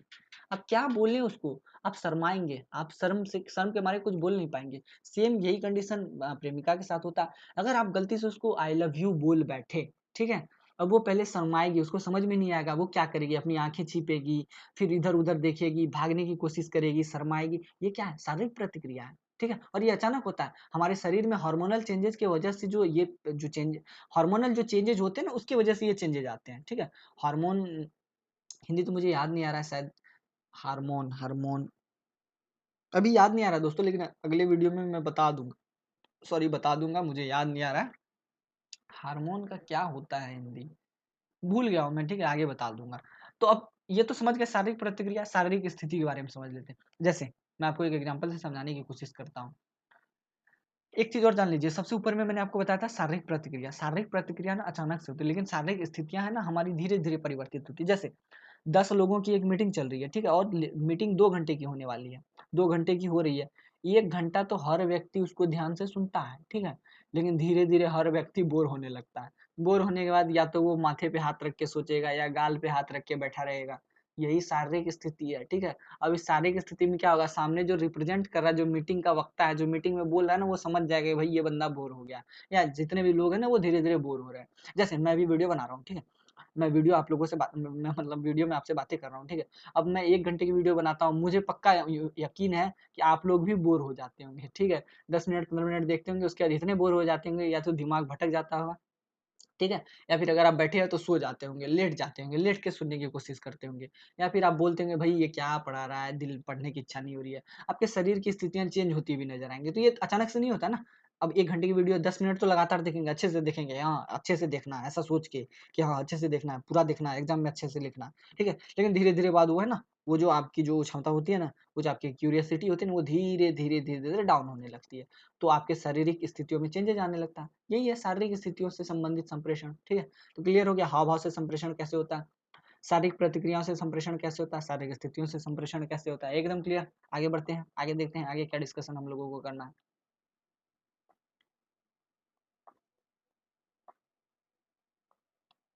भाई नीचे चलते हैं, देखते हैं। ये सब तो बताने का है कुछ नहीं, बकवास नहीं है, सारी बातें तो मैंने शॉर्टकट में बता ही दी, मतलब गूढ़ मंत्र तो दे ही दिया है। आगे देखते हैं अगला चैप्टर क्या है। अगला चैप्टर है संप्रेषण के विविध रूप। अब देखिए संप्रेषण के 3 प्रकार मुख्यतः बताए मैंने आप लोगों को। कौन से, लिखित संप्रेषण, मौखिक संप्रेषण, ठीक है, और उसके बाद मैंने आप लोगों को बताया क्या, आंगिक संप्रेषण। तो अब संप्रेषण के विविध रूप कौन से हो सकते हैं, मतलब कैसे कैसे हम अपने विचारों का आदान प्रदान कर सकते हैं। तो 3 मुख्य प्रकार होते हैं, ठीक है। पहला साक्षात्कार होता है, यह एक तरह से औपचारिक होता है, ठीक है। दूसरा संवाद होता है, अभी आगे हम इस पे डिस्कशन करेंगे। तीसरा होता है सामाजिक आदान-प्रदान के विभिन्न प्रकार। तो सबसे पहले हम साक्षात्कार की बात कर लेते हैं दोस्तों, साक्षात्कार क्या होता है? तो देखिए दोस्तों, ऐसा है कि साक्षात्कार है ना 2 या 2 से अधिक व्यक्तियों के बीच होता है, ठीक है? और यह मुख्य रूप से व्यावसायिक होता है, मतलब इसमें भी बातों का, विचारों का आदान-प्रदान होता है, लेकिन यह एक तरह से व्यावसायिक होता है, ठीक है? व्यावसायिक का मतलब है इसमें व्यवसाय से संबंधित बातें हो सकती है या फिर इसमें सामान्य ज्ञान से संबंधित बातें हो सकती है, ठीक है? यह साक्षात्कार हुआ। संवाद की बात कर लेते हैं तो संवाद हमारे जीवन का सामान्य सा एक हिस्सा है, ठीक है? जो कि हम अपने निजी ज़िंदगी में अपने यारों, दोस्तों कहीं पे भी करते हैं, ठीक है? यह संवाद है। आगे है सामाजिक आदान-प्रदान के प्रकार। तो समाज में हम बहुत से चीज़ों का आदान-प्रदान करते हैं, ठीक है? अपने विचारों का, अपने संस्कृतियों का आदान-प्रदान करते हैं, अपने वस्तुओं का आदान-प्रदान करते हैं, तो ये हमारे सामाजिक आदान-प्रदान से संबंधित संप्रेषण हो गए। तो साक्षात्कार भी आप समझ गए, इसको मैं एग्ज़ाम्पल से समझाने की कोशिश करता हूँ, ठीक है? लेट्स सपोज़ आप ये समझ लीजिए कि आप नौकरी के लिए साक्षात्कार देने जा रहे हैं। नौकरी के लिए जा रहे हैं, ठीक है? आपको नौकरी चाहिए तो आपकी एक टीम होगी, ठीक है? कोई एक टीम होगी आपका इंटरव्यू लेगी, तो आपसे आपसे क्या क्वेश्चन पूछ सकती है? आपसे यही प्रश्न तो पूछेगी, भई आपको सैलरी कितनी चाहिए? आप ये जो जॉब लेना चाह रहे हैं, इसके पीछे का क्या उद्देश्य है आपका? आपका विषय सामाजिक विज्ञान रहा था या आपका आपकी विषय हिंदी रही थी, आपने उससे क्या सीखा? यही सब तो पूछा जा सकता है ना। तो साक्षात्कार में क्या होता है ना कि औपचारिक बातें होती है, व्यावसायिक बातें होती है, इसकी शैली औपचारिक होती है, ठीक है? और इसमें संवाद में केवल उतनी बातों का ही प्रश्न उत्तर होता है जितने की आवश्यकता होती है, इससे बढ़-चढ़ कर आगे कुछ भी नहीं बताया जाता है या इससे ज़्यादा डिस्कशन नहीं होता है। इतना क्लियर? अब साक्षात्कार किन-किन जगहों पर होता है? तो प्रतिस्पर्धात्मक जितनी परीक्षाएँ होती है, उसमें मैक्सिमम में साक्षात्कार की व्यवस्था होती है। आप लोग आईएएस का साक्षात्कार, आईएएस का इंटरव्यू देखते होंगे, आईपीएस का, स्टेट पीसीएस का देखते होंगे। व्यावसायिक सेवाओं में भी इंटरव्यू होता है। आप किसी हॉस्पिटल में डॉक्टर का जॉब या इंजीनियर का जॉब लेने जाए तो वो आपसे पहले साक्षात्कार करेंगे, आपसे प्रश्न पूछेंगे, आपसे आपके बारे में ये जानना चाहेंगे कि आपके पास जानकारी है या नहीं इस सेक्टर में वर्क करने के लिए। शैक्षणिक सेवाओं में भी साक्षात्कार होता है, आप शिक्षक बनने जा रहे हैं, आपको शिक्षण के बारे में पता ही नहीं है तो फिर फ़ायदा क्या रहा? तो शैक्षणिक संस्थान जाएँगे ना तो सबसे पहले आप एक शिक्षक के तौर पर सही हैं, सटीक हैं या नहीं, इसके लिए ना स्कूल प्रबंधन, विद्यालय प्रबंधन आपसे साक्षात्कार करेगा, आपसे पूछेगा कि आप शिक्षण के क्षेत्र में कितने वर्षों से हैं, आपको किन-किन भाषाओं का ज्ञान है, आपको किन-किन विषयों का ज्ञान है, ये सब तो पूछेगा ही पूछेगा ना। तो ये सब क्या है ना, साक्षात्कार के प्रकार हैं। साक्षात्कार के अन्य रूप भी हैं, ठीक है? कुछ राजनेताओं का भी इंटरव्यू होता है, कलाकारों का, एक्टर्स का, एक्ट्रेस का, किसी का विवाह हो गया, ठीक है? विवाह से संबंधित प्रश्न भी पूछे जाते हैं। चुनाव आदि के समय, चुनावी बिगुल के समय भी अलग-अलग तरह के साक्षात्कार हमें देखने को मिलते हैं। तो यही बात है, ये सब साक्षात्कार के अन्य रूप हैं। इतना क्लियर हो गया? आगे बढ़ते हैं। आगे क्या है? आगे है संवाद। तो ये एकदम नॉर्मल है, हम अपने जीवन में ना ये करते रहते हैं, ठीक है? सुबह से लेकर के रात तक हम संवाद से गुज़रते हैं। लेकिन इसमें भी थोड़ा बहुत क्या है ना, कभी-कभी इसको इलैबोरेट करके दिखाया जाता है, कभी-कभी विस्तार पूर्वक बताया जाता है। संवाद में क्या होता है ना, कभी-कभी 2 देशों के बीच में वार्ता होती है। जैसे अभी भारत और चीन का विवाद चल रहा है वहाँ पे जम्मू-कश्मीर में, तो उन उन लोगों के वार्तालाप होते रहते हैं, ठीक है? वार्तालाप के माध्यम से ये पता चलते रहता है कि हाँ, संवाद होते रहता है कि हाँ, हम इस पे अब हम मतलब यहाँ पर वहाँ पर ये बताने की कोशिश की जाती है कि ठीक है, आप अपने क्षेत्र में वापस चले जाइए, हम अपने क्षेत्र में वापस चले जाएँगे। वो लोग है ना आपसी झगड़े को सुलझाने के लिए संवाद करते हैं, ठीक है? साहित्य या कला के क्षेत्र में भी संवाद होता है। कोई टॉपिक ले लीजिए साहित्य से संबंधित, मान लीजिए हिंदी साहित्य पर चर्चा करनी है, 4 लोग मिलके बैठ गए, साहित्य पर चर्चा किए जा रहे हैं। किसी फ़िल्म पर चर्चा होती है, जैसे कि आज शाम में या रात में 9 बजे के करीब शायद, आज तक पर एक डिबेट चल रहा था फ़िल्म कश्मीर फाइल्स पे। वो डिबेट चल रहा था, संवाद चल रहा था, ठीक है? और जी न्यूज़ पे शायद चल रहा था बच्चन पांडे का, ठीक है? तो ये क्या है ना, साहित्य कृति फ़िल्मों से संबंधित संवाद है। ज्ञान विज्ञान के क्षेत्र में भी संवाद होते रहते हैं, यही सब है। बात क्लियर हो गया? बात खत्म हो गई? इतना समझ में आ गया? सामाजिक आदान-प्रदान बता चुका हूँ, समाज में किन-किन चीज़ों का आदान-प्रदान होता है, सामान्य शिष्टाचार का आदान-प्रदान होता है। आगे देख लीजिए सामाजिक रस्मों का आदान-प्रदान होता है, वस्तुओं का आदान-प्रदान होता है, भाषाओं का आदान-प्रदान होता है, व्यावसायिक क्षेत्रों में आदान-प्रदान होते रहते हैं। तो ये सब इतनी सारी बातें हैं, क्लियर हो गई। आगे देख लेते हैं, आगे क्या है भई? आगे है भाषिक कला के विभिन्न पक्ष। ये तो बता ही चुके हैं, लिखित भाषा क्या है, मौखिक भाषा क्या है, आंगिक भाषा क्या है। फिर भी बता देता हूँ शॉर्ट में, लिख कर जो अपने विचार हम प्रकट करते हैं ना, वो लिखित भाषा है, ठीक है। मौखिक भाषा, बोलकर प्रकट किए जाने वाले भाषा क्या है? मौखिक भाषा है, ठीक है। अंग अंग के माध्यम से जो संप्रेषण होता है वो अंगिक संप्रेषण या अंगिक भाषा के अंतर्गत आएगा, ठीक है। इतना क्लियर हो गया। अब देखिए लिखित भाषा में एक बहुत इंपॉर्टेंट क्वेश्चन है कि लिखित भाषा में कौन से गुण पाए जाते हैं? लिखित भाषा में मूल रूप से 3 गुण पाए जाते हैं, प्रसाद, ओज और माधुर्य। प्रसाद का मतलब है प्रसन्नता। तो लिखित भाषा में ना प्रसन्नता की झलक होती है, ठीक है। प्रसन्नता की झलक कैसे होती है? हमें मतलब लिखित भाषा दिखाता है ना कि हम खुश होकर कोई लेखन कर रहे हैं, ठीक है। और वो जो लेखन है ना श्रोता को या पाठक को आकर्षित करने की कोशिश करता है। उसके बाद ओज, ओज का मतलब होता है तेजस्विता, मतलब कितना ज्यादा अट्रैक्शन पावर है किसी लेखन में, वही बताता है कि किसी लेखन में या किसी लिखित भाषा में कितना ओज है। ओज का मतलब तेजस्विता, कितना अट्रैक्शन है एक लेखन में। जैसा कि एग्जांपल है, छीनता हो सत्व कोई और तू, त्याग तप से काम ले, यह पाप है पुण्य है विच्छिन्न कर देना, उसे बढ़ रहा तेरी तरफ जो हाथ है, ठीक है। ये क्लियर हो गया। तो ये क्या है ना, हमें अट्रैक्ट कर रहा है। आगे है माधुर्य, मिठास होनी चाहिए। अगर मिठास ही नहीं होगा भाषा में तो भाई हमारी भाषा को कौन सुनेगा? मिठास ही नहीं होगा लेखन में, लिखित भाषा के, तो फिर वो हमें उसको उस लेखन को पढ़ेगा कौन? उसके प्रति अट्रैक्ट कौन होगा? यही है लिखित भाषा का एक तरह से प्रसाद, ओज और माधुर्य समझ गए। लिखित भाषा के 3 महत्वपूर्ण गुण है, इतना क्लियर। और मौखिक भाषा जान ही गए, आंगिक भाषा जान ही गए। आंगिक भाषा क्या है? जो हमारे अंग से मतलब संप्रेषण करते हो, हमारे अंग के माध्यम से, भाव भंगिमा, बलाघात, स्वराघात अंग के माध्यम से होता है, ठीक है। बलाघात का मतलब बल, स्वराघात ये हमारे गले में कंठ के माध्यम से, बलाघात, स्वराघात। उसके बाद अल्पप्राण, महाप्राण, ये सब व्याकरण की भाषाएं हैं, ठीक है, व्याकरण की बातें, ये अभी मैं बताऊंगा नहीं। तो ये आंगिक संप्रेषण समझ गए। भाषा का उपयोग कहाँ हो सकता है भाई? ये तो पहले भी बता चुके हैं। भाषा का उपयोग कहाँ हो सकता है? यहाँ जब मैं आपको ये बता रहा था कि संप्रेषण की उपयोगिता क्या है, संप्रेषण का उपयोग हम कहाँ कहाँ करते हैं, ठीक है। तो वही तो है भाषा का उपयोग। किसी को सूचना देना है तो भाषा का उपयोग करते हैं, किसी से आग्रह करना है तो भाषा का उपयोग करते हैं, मनोरंजन करना है तो भाषा का उपयोग करते हैं, बातें करनी है तो भाषा का उपयोग करते हैं, हो हल्ला करना है, शोर शराबा करना है तो भाषा का उपयोग करते हैं। बात खत्म हो गया, इतना क्लियर। आगे बढ़ते हैं। भाषा का व्यवहारिक पक्ष, ये मुझे नहीं लगता कि इसमें कुछ जानने लायक है, ठीक है। आगे बढ़ते हैं।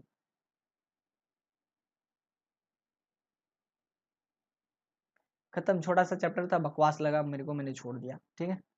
अब ऐसा है ना कि सारी बातें बताना जरूरी नहीं है, ठीक है। एक दो चैप्टर छोड़ भी देंगे तो कोई दिक्कत नहीं, क्योंकि हमारे पास बहुत सारे ऑप्शन होते हैं। ऑप्शन के अकॉर्डिंग मुझे जो इच्छा होगी वो मैं बता दूंगा, या आपको जो इच्छा होगी आप वो लिख के चले आएंगे। इतना तो मैं बता ही दूंगा कि आप एग्जाम में अच्छे से लिख के चले आए। बात खत्म। संवाद कला के विभिन्न पक्ष, ये देख लेते हैं, इसमें कुछ है डिस्कशन के लायक।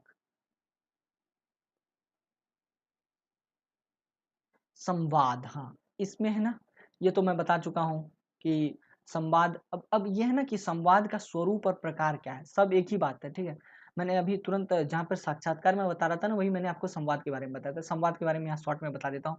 इसका जो स्वरूप है उसका प्रकार कैसा है। देखिए संवाद है ना, कभी कभी वक्ता श्रोता की संख्या के आधार पर निर्भर करता है।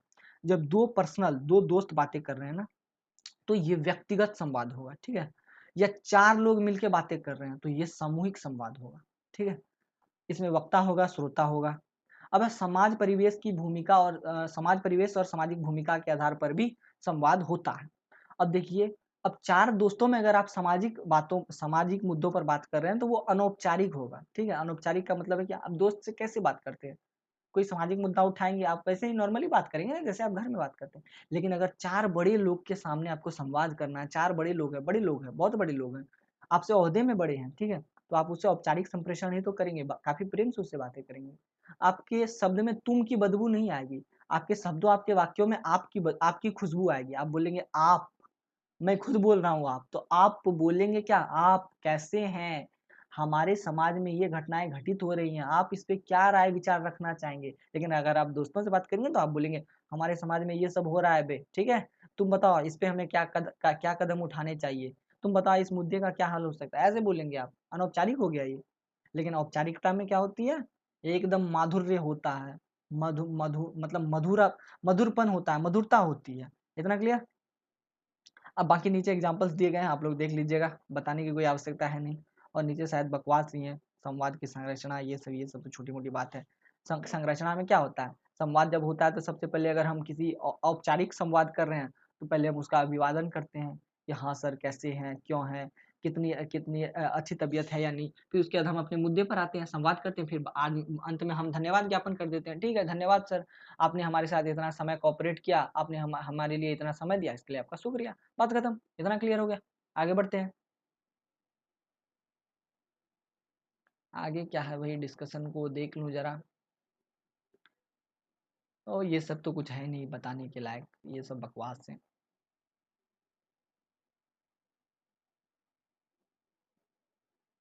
ये बता चुका हूँ संवाद की प्रक्रिया क्या है, ये तुरंत ही तो बताया मैंने। पहले अभिवादन कीजिए, फिर मुद्दे पर आइए, बात समाप्त कर दीजिए, हो गया। कभी कभी सुझाव दिया जाता है, कभी कभी राय मांगे जाते हैं, कभी कभी विचार मांगे जाते हैं, और ये सब कुछ बताने लायक है ही नहीं। बेकार में इस चैप्टर को इतना लंबा खींच दिया इग्नू वालों ने, पता ही नहीं चल रहा है क्यों। ठीक है, इतना क्लियर। ये वाला ब्लॉक शायद खत्म हो गया, सेकंड ब्लॉक में चलते हैं, क्योंकि ज़्यादा समय हमारे पास है नहीं। मैं बहुत ज़्यादा बोल चुका हूँ, शायद 1 घंटा हो गया होगा। ब्लॉक 2 में ना जितनी बातें लिखी गई है ना, लगभग सॉरी मिस्टेक हो गया मुझसे बोलने में, लगभग सारी बातें मैं आप लोगों को बता चुका हूँ। पत्र लेखन के बारे में मैंने आप लोगों को BHDLA 138 में बताया था, पत्र लेखन क्या है।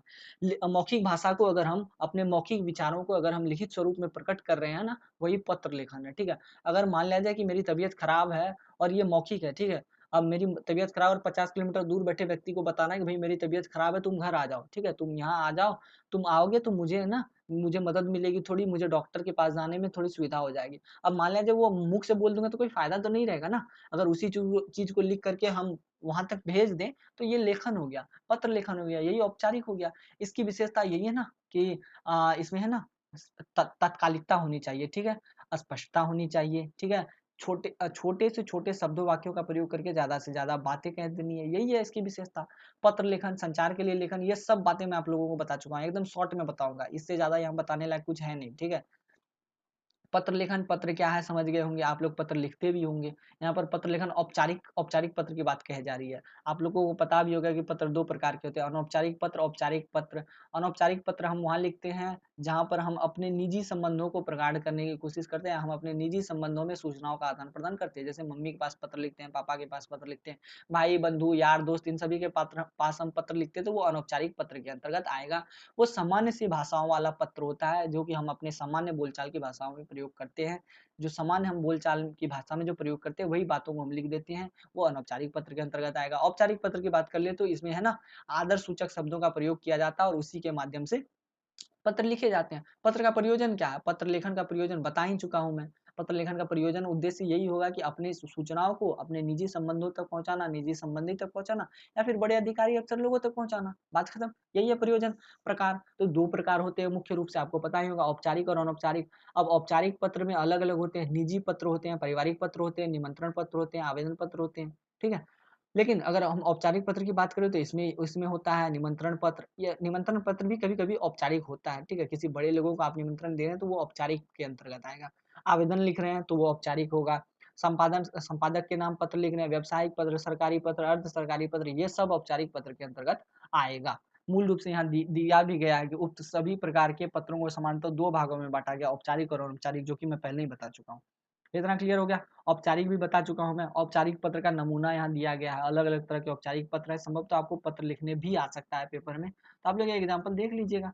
आपको मैं भी बोल देगा कि हाँ फलाने के पास पत्र लिख के दिखाइए, औपचारिक पत्र ही लिखने को देगा, आप लोग लिख के दिखा देगा। यहाँ बहुत सारा एग्जाम्पल दिया गया है व्यावसायिक पत्र का, सरकारी पत्र, अर्ध सरकारी पत्र, फलाना पत्र, ढिमकाना पत्र, पता नहीं कौन कौन सा पत्र का एग्जाम्पल दिया गया है। आगे बढ़ते हैं।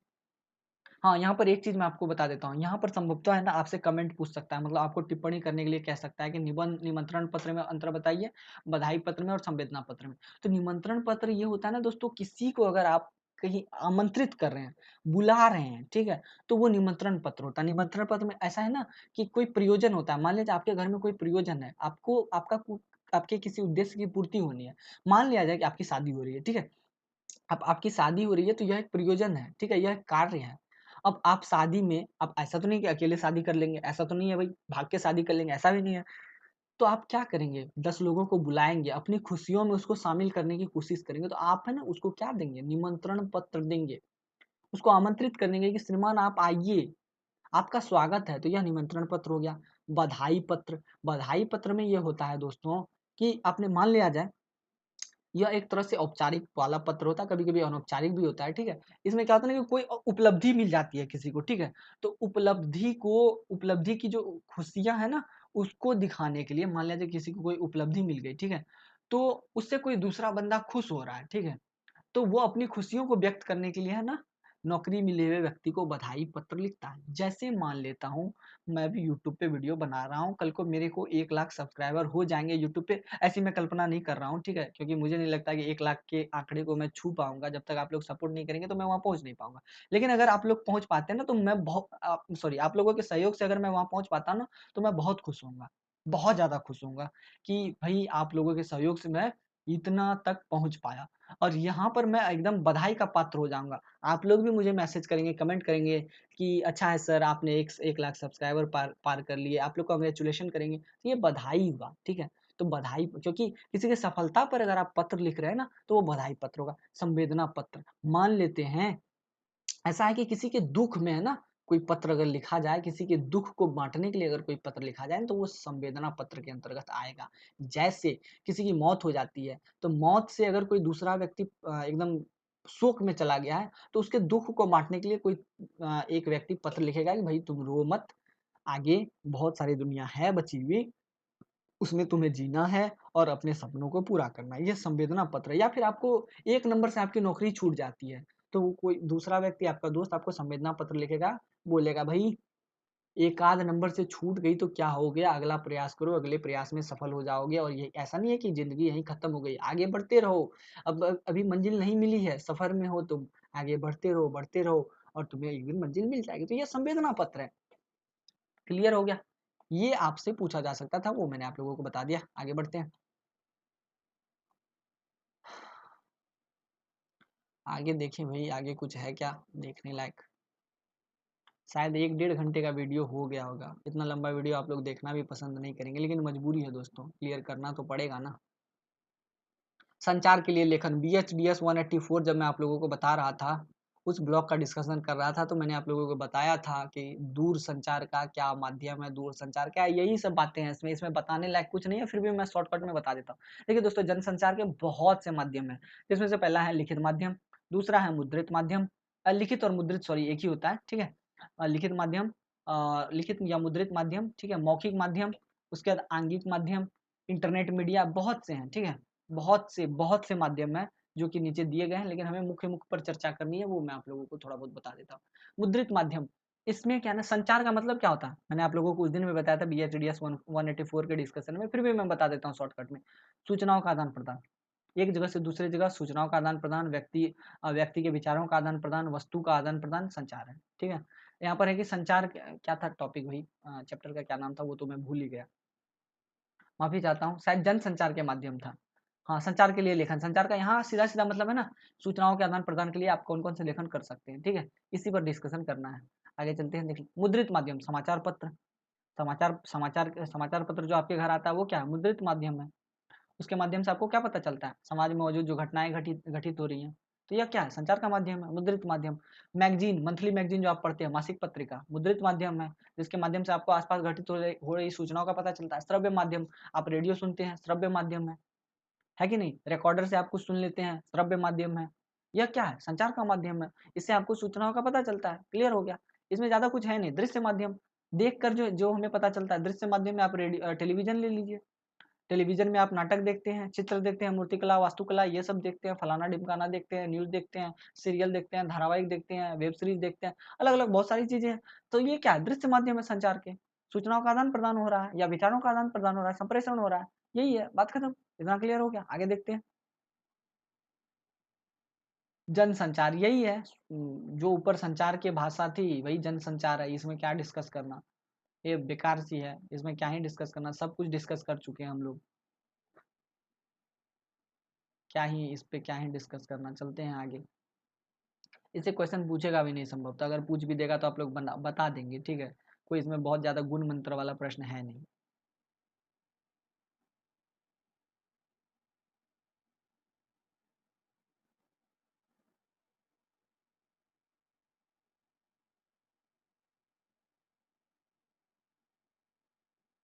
ऊपर में शायद एक चीज छूट गया है, वो शायद था समाचार पत्र लेखन। मैं बता देता हूँ समाचार पत्र लेखन के बारे में। देखिए दोस्तों, क्या है ना कि समाचार पत्र का जो लेखन है ना, वो जनसंचार माध्यम की एक सामान्य सी भाषा है। और ऐसा है ना कि गांव-गांव तक समाचार पत्र की पहुंच है। कुछ लोग ऐसा है कि टीवी नहीं देखते लेकिन समाचार पत्र पढ़ना पसंद करते हैं। क्यों? क्योंकि समाचार पत्र सहज है, ठीक है? और सामने जो पढ़ता है ना, उसको उसको अच्छा लगता है पढ़ के। तो समाचार पत्र की भाषा क्या होती है? अधिकतर समाचार पत्र की भाषाएं औपचारिक होती है। इसको कैसे लिखा जाता है? तो देखिए, इसमें शब्द की सीमाएं होती है, इसमें तात्कालिकता होती है। जो शब्द मतलब ऐसा है कि 500 शब्द को आपको 50 शब्द में ऐसे करके लिखना है ताकि 50 शब्द में ही पढ़ के सारी बातें समझ में आ जाए। तो शब्द की सीमा होती है, तात्कालिकता होती है। अब ऐसा है कि आज जो घटना घटित हुई कल कल वो समाचार पत्र में आएगा, 2-3 दिन तक आएगा। ऐसा है कि 2 महीने पहले का समाचार, 2 महीने पहले का न्यूज़ आता रहेगा, समाचार पत्र में नहीं आएगा। तात्कालिकता होनी चाहिए, स्पष्टता होनी चाहिए। अब ऐसा है कि घटना घटित हुई दिल्ली में, और आधा दिल्ली का मैटर लिख दिया, आधा पंजाब का मैटर लिख दिया, तो वो तो गड़बड़ हो जाएगा ना भाई। तो स्पष्टता होनी चाहिए। तो यही सब चीज़ें हैं, ठीक है? और उसके बाद मान लेते हैं समाचार पत्र में कभी-कभी क्या होता है ना कि संपादकीय पृष्ठ आता है, ठीक है? तो संपादकीय पृष्ठ का भी होना ज़रूरी है, क्योंकि उसके माध्यम से ना हर व्यक्ति को ये स्वतंत्रता होती है, कोई भी हो, ठीक है? कोई भी सामान्य आदमी संपादकीय पृष्ठ में अपने विचार व्यक्त कर सकता है। तो संपादकीय पृष्ठ होना चाहिए समाचार पत्र में। तो यही सब समाचार पत्र की विशेषताएँ हैं, समाचार पत्र की आवश्यकता है, कैसे लिखा जाता है, क्यों लिखा जाता है, ये सब समझ में आ गया। अब एक कार्यालयी लेखन क्या है? तो इसमें 2 बातें इम्पोर्टेंट हैं। एक तो कार्यवृत्त, दूसरी कार्यसूची। तो कार्यालयी लेखन का सिंपल मतलब है दोस्ता दो क्या मैं मिस्टेक कर रहा हूँ भाई, मेरा ध्यान भटक जा रहा है। कार्यालयी लेखन का सही मतलब सीधा-सीधा मतलब होता है दोस्तों, कार्यालय में जो लेखन होता है, किसी भी कार्यालय में, दफ्तर में जो फाइलें होती है, जो लिखी जाती है ना, वही कार्यालय लेखन कहलाता है, ठीक है? विभिन्न कार्यालयों में ये देखने को मिलता है। आप डीएम ऑफिस चले जाइए, आप एसपी ऑफिस चले जाइए, कलेक्टरेट ऑफिस चले जाइए, पुलिस स्टेशन चले जाइए, सरकारी ऑफिस चले जाइए, प्राइवेट ऑफिस चले जाइए, स्कूल के ऑफिस चले जाइए, ठीक है? सब जगह आपको कार्यालयी लेखन देखने को मिलेगा, ठीक है? तो यही कार्यालयी लेखन है जो कि कार्यालयों में संपन्न होते हैं। इतना क्लियर हो गया? आगे बढ़ते हैं। कार्यालयी लेखन में भाषा का महत्व, ये सब तो जाहिर-सी बात है कि कार्यालयी लेखन में जो भी भाषा होंगे वो औपचारिक होंगे, ठीक है? और वो भावनाओं पर आधारित नहीं होंगे, ठीक है? वो एकदम व्यावसायिक पक्षों पर आधारित होंगे। इतना क्लियर हो गया? कार्यालयी लेखन के मुख्य प्रकार, रिपोर्ट, प्रतिवेदन, यही बीएचडीएलए 138 में था, रिपोर्ताज के नाम से। रिपोर्ताज, रिपोर्ट, प्रतिवेदन संभवतः लगभग एक ही होता है, ठीक है? लेकिन फिर भी यहाँ अलग-अलग करके दिखाया गया। इस बुक में दिखाया गया रिपोर्ट। रिपोर्ट का एक मतलब होता है दोस्तों, देखिए, आप कार्यालय में काम करते हैं, आपने दिन भर काम किया, ठीक है? आपने 40 लोगों को एक तरह से कह लें कि 40 लोगों को जाति प्रमाण पत्र बना के दिया, ठीक है? अब शाम में है ना, आपसे अधिकारी बोलेगा कि तुमने किन-किन लोगों को जाति प्रमाण पत्र बना के दिया, उसकी एक रिपोर्ट दो मुझे। तो आप रिपोर्ट में क्या करेंगे? यही ना लिख के देंगे कि हाँ, मैंने इस नाम के लड़के को, जिसके पिताजी का नाम ये था, इसको जाति प्रमाण पत्र बना के दिया है। तो आप 40 लोगों का नाम, ब्यौरा लिख के दे देंगे। वही क्या है? एक तरह से रिपोर्ट है। रिपोर्ट का मतलब क्या है? आपके द्वारा जो किए गए कार्य हैं, जो आपने किया, ठीक है? उसको पंक्तिबद्ध कर देना ही रिपोर्ट है, बात खत्म। यहाँ देख लीजिए, जब किसी व्यक्ति को कोई कार्य सुपुर्द किया जाए और कार्य की समाप्ति पर उससे जवाब मांगा जाए, तो वही प्रतिवेदन, वही रिपोर्ट कहलाता है। बात खत्म, यहीं पे मामला क्लोज। किसी समिति की रिपोर्ट आती है, समिति की रिपोर्ट में क्या होता है ना, ये दूसरे प्रकार का एक रिपोर्ट है। जैसे कि कोई घटना घटित हो जाती है, ठीक है? जैसे कृषि संबंधी मुद्दा वाला भी मैटर हुआ था, जिसमें कि कृषि आंदोलन हुआ था। तो अब कृषि आंदोलन हुआ था तो किसान की कुछ मांगे थी, ठीक है? अब वो मांगों को सरकार तक अच्छे से, मतलब वो मांगे है ना, सरकार तक अच्छे से पहुँच नहीं पा रही थी। तो उसके लिए सरकार ने क्या किया, एक समिति, एक आयोग को गठित कर दिया, बोला कि ठीक है भैया, तुम जाओ, किसानों से मिलो, उनकी समस्याओं को जानो और उसको पंक्तिबद्ध करके हमारे पास ले आओ। उनसे जो जवाब मिले वो जवाब हमें लाके दे दो। ये क्या है? समिति आयोग की रिपोर्ट, समिति आयोग का प्रतिवेदन। क्लियर हो गया? ये समझ में आ गया? अब ये है कि कैसे-कैसे रिपोर्ट हो सकते हैं। व्यक्ति विशेष, कुछ रिपोर्ट ऐसा होता है जो कि व्यक्ति विशेष के द्वारा तैयार किया जाता है। जैसे मैंने पहला एग्जांपल दिया था जाति प्रमाण पत्र वाला, वो किसी एक व्यक्ति के द्वारा बनाया गया था। अब विभाग, मंत्रालय के द्वारा भी रिपोर्ट तैयार करवाए जाते हैं, जैसे जीडीपी, ग्रॉस डोमेस्टिक प्रोडक्ट का रिपोर्ट आता है। उसके बाद आपको जीडीपी का आता है, मुद्रास्फीति का आता है, बहुत सारे रिपोर्ट आते रहते हैं। हर एक अलग-अलग मिनिस्ट्री के द्वारा, मिनिस्ट्री की ओर से अलग-अलग रिपोर्ट आता है। कुछ लोग गरीबी के इंडेक्स को मापते हैं कि हाँ, ये इतना गरीब हो गया हमारा देश, भारत देश या अमेरिका देश 3 महीने में, ये देश इतना अमीर हो गया। ये सब क्या है ना, एक तरह से रिपोर्ट ही तो है, ठीक है? संस्था हो या संस्थान में भी रिपोर्ट माँगा जाता है। जैसे हर 6 महीने पर बच्चों के एग्ज़ामिनेशन होते हैं और टीचर बहुत मेहनत करके रिपोर्ट तैयार करते हैं उनका। ये क्या है? संस्था संबंधित रिपोर्ट है। बात खत्म। इतना क्लियर हो गया? आगे बढ़ते हैं। ये एक इम्पोर्टेंट टॉपिक है, कार्यवृत्त और कार्यसूची में अंतर। संभवतः इससे है ना टिप्पणी पूछी जा सकती है। आपको कहा जा सकता है कि इसके बारे में अंतर स्पष्ट कीजिए। देखिए दोस्तों, कार्यसूची है ना एक विस्तृत एक तरह से कह लें कि विस्तृत मुद्दा होता है। जैसे कार्यसूची के अंतर्गत मान लेते हैं कि 10 लोगों की मीटिंग होनी है, ठीक है? अब किन-किन मुद्दों पर मीटिंग होनी है, वो मुद्दा ही एक तरह से कार्यसूची है। जैसे कि कृषि संबंधी मुद्दों पर मीटिंग होनी है, तो कृषि संबंधी एक मुद्दा हो गया, ठीक है? उसके अंतर्गत ये मीटिंग होनी है कि जो सबसे सस्ती तकनीकी का प्रयोग कैसे किया जाए, सबसे सस्ती तकनीकी को कैसे किसानों के लिए उपलब्ध कराया जाए, पराली की समस्या को कैसे समाप्त किया जाए, ठीक है? ऐसे बहुत से मुद्दे हो सकते हैं। तो मुद्दाओं को अगर पंक्तिबद्ध किया जाए, तो वो कार्यसूची होगी। अब अगर हम कार्यवृत्त की बात करें तो कार्यवृत्त का मतलब ये होता है कि जब मीटिंग ओवर हो गया, ठीक है? अब ओवर होने का जो इम्पोर्टेंट पॉइंट्स बन के आए कि अब कौन-सा मुद्दा ये जैसे कि सामान्य स सॉरी जो सस्ती तकनीकी कैसे खरीदी जाए, तो उसके लिए कुछ सुझाव आए, तो उस सुझाव को आप क्या करेंगे? पॉइंट आउट करेंगे। या सामने वाला जो भी मीटिंग जो कर रहा है, तो वो पॉइंट आउट करेगा, ठीक है? अब उसके बाद पराली जो जल रहा है जिससे पर्यावरण प्रदूषण हो रहा है, उसके संबंध में भी कुछ सुझाव आए होंगे कि पराली को कैसे कम किया जाए, पराली जलाने को, तो उसको भी लेकर के एक सुझाव आया होगा। तो अब 2 सुझाव हो गए। इसी तरह अलग-अलग तरह के सुझाव हो गए या कुछ इंपॉर्टेंट पॉइंट्स भी बीच-बीच में आप नोट करते जा रहे हैं, तो वही कार्यवृत्त है। तो कार्यवृत्त हो गया मिनट्स, जो इंपॉर्टेंट पॉइंट्स आप मीटिंग के दरमियान और मीटिंग के बाद आप नोट कर रहे हैं, दैट विल बी कार्यवृत्त या मिनट्स। कार्यसूची वो होता है जिसे हम एजेंडा कहते हैं, जिसमें मोटी-मोटी सारी बातें लिखी गई होती है, जिस पर कि विचार करना ज़रूरी होता है। इतना क्लियर हो गया? अब क्लियर? अब ये सब अब बकवास है, इधर अब कुछ जानने की आवश्यकता है नहीं। आगे बढ़ते हैं। सृजनात्मक लेखन की भाषा या सर्जनात्मक लेखन की भाषा, तो इसके बारे में मैं पहले ही बता चुका हूँ भई।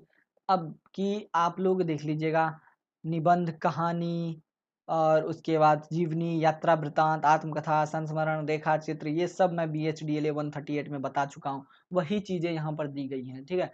सृजनात्मक लेखन 2 तरह से होता है, एक तो गद्य लेखन होता है, दूसरा पद्य लेखन होता है। जो कविता का लेखन होता है, उसे हम पद्य के अंतर्गत रखते हैं।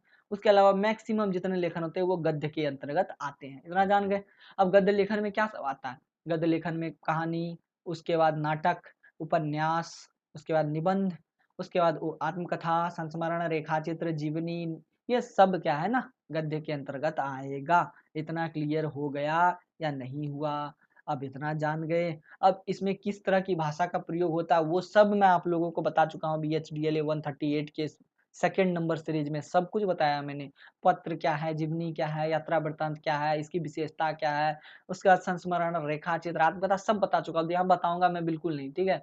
हाँ, प्रश्न जो आएँगे वो मैं आप लोगों को प्रश्न के उत्तर मैं आप लोगों को पीडीएफ में दे दूँगा, आप लोग देख लीजिएगा, ठीक है? ताकि आप लोगों को एग्ज़ाम दिक्कत ना हो।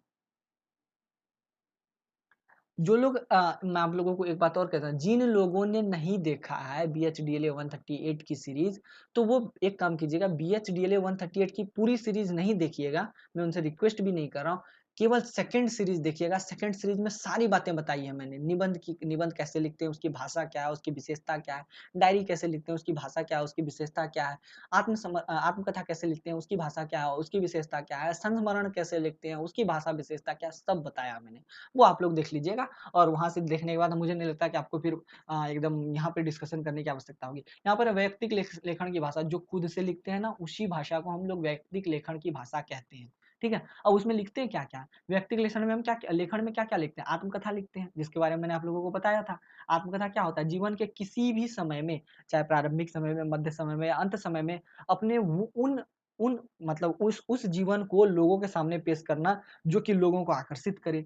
मतलब पूरे जीवन में कोई एक ऐसी घटना को उठा करके, अपने स्वयं के जीवन की घटना को उठा करके लिख देना आत्मकथा है। संस्मरण, किसी जानने वाले के बारे में कुछ बातें लिख देना, उसके ज़िंदगी के कुछ तथ्य जो है ना उजागर कर देना, संस्मरण है। डायरी, खुद के बारे में लिखना, रोज़ लिखना, डायरी है। यात्रा वृत्तांत, यात्रा करने को गए, वहाँ से लौटते या वहाँ जाते समय जो भी बातें देखी उसको लिपिबद्ध कर देना, यात्रा वृत्तांत है। सब बता चुका हूँ मैं, एकदम विस्तार से बता चुका हूँ। तो ये बताऊँगा नहीं मैं। आगे चलते हैं।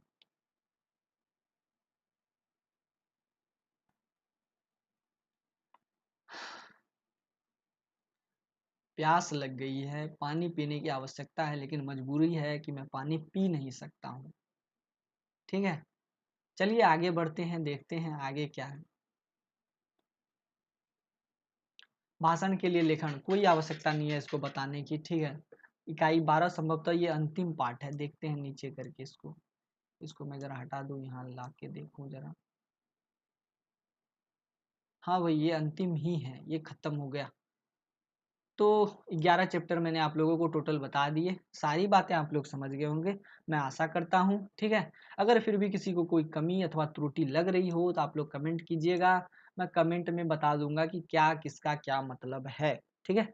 आगे कुछ प्रश्न हैं जो कि आपको आपके एग्जामिनेशन में पूछे जा सकते हैं, और वो VBI हैं, गैस पेपर हैं, गैस क्वेश्चन है। उसके आंसर मैं पहले ही समरी में सब दे चुका हूँ, वो क्वेश्चन आप लोगों को अभी स्क्रीन पर दिखाऊंगा मैं, ठीक है? और साथ ही ये भी कहूँगा मैं, एक सेकंड में लिए चलता हूँ सीधे-सीधे आप लोगों को पीपीटी पे। पीपीटी खुल गया। और साथ ही ये भी कहूँगा मैं कि ये जो प्रश्न आप लोगों को दिखाए जा रहे हैं ना, उसके उत्तर भी आप लोगों के लिए अवेलेबल करवा दिए जाएँगे, लेकिन उसके लिए थोड़ा चार्ज आप लोगों को पे करना होगा, 20 रुपीज़, ताकि इस कंटेंट का सम्मान भी हो जाए। और उसके बाद आप लोग ऐसा समझ लीजिएगा कि मुझे आप लोगों ने मेरी मेहनत को देखते हुए ये दे दिया है, ठीक है? आप लोग समझ लीजिएगा कि मेरी मदद कर दी पेन टैबलेट लेने में, ठीक है?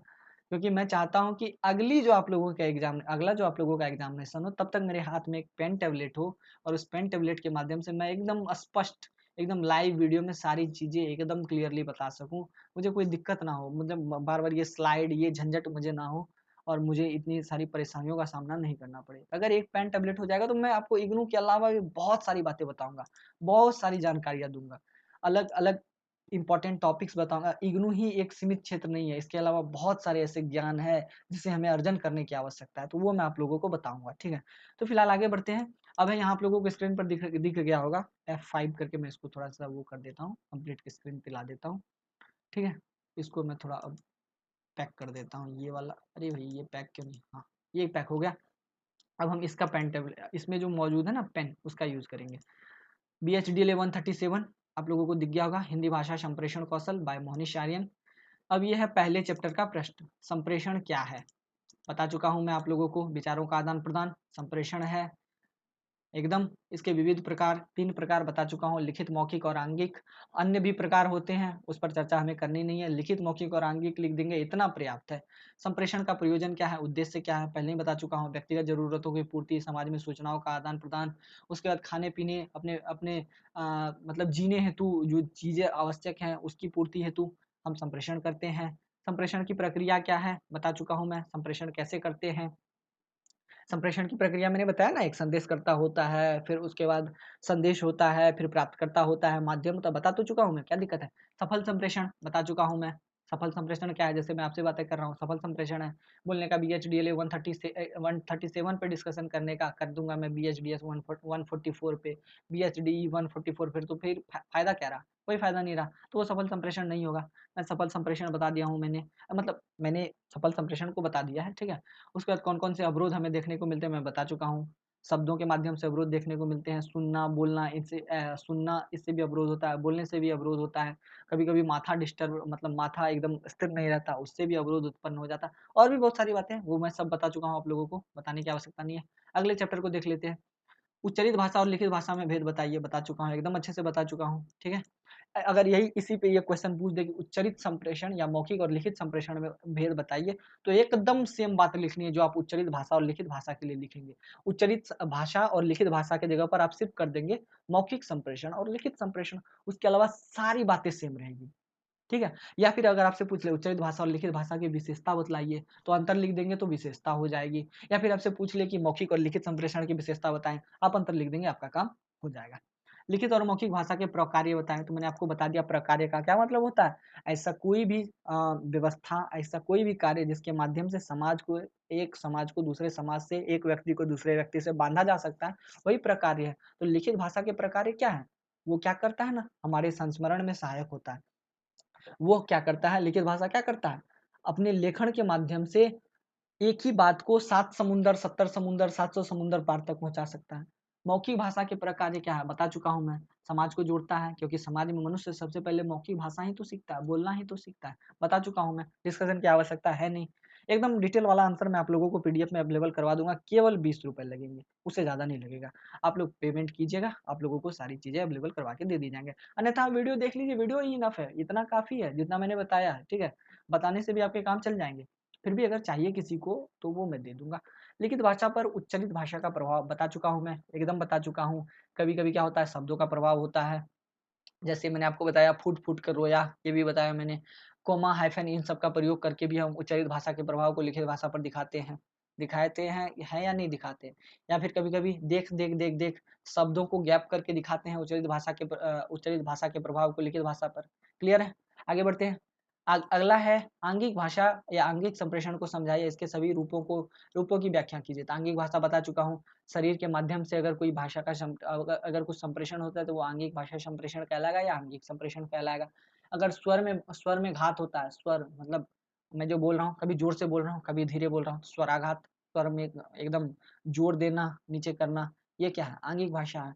आंगिक संप्रेषण बता दिया मैंने आपको, हाव भाव। उसके बाद शारीरिक प्रतिक्रिया, शारीरिक स्थिति बता चुका हूँ, लिख दीजिएगा आप लोग। आगे है साक्षात्कार क्या है, बता चुका हूँ मैं। औपचारिक संवाद, चाहे व्यावसायिक तौर पे हो या फिर आप समझ लीजिए किसी व्यावसायिक इंटरव्यू के लिए हो या फिर किसी शैक्षणिक संस्थान में इंटरव्यू हो, तो इसके सिद्धांत बता चुका हूँ। औपचारिक होता है, ठीक है, व्यावसायिक मुद्दों पर बातें होती है, ये सब इसके सिद्धांत है। प्रकार बता चुका हूँ, कभी कभी व्यावसायिक परीक्षाओं के लिए होता है, सॉरी प्रतिस्पर्धी परीक्षाओं के लिए होता है, व्यावसायिक मुद्दों पर होता है, सारी बातें बता चुका हूँ।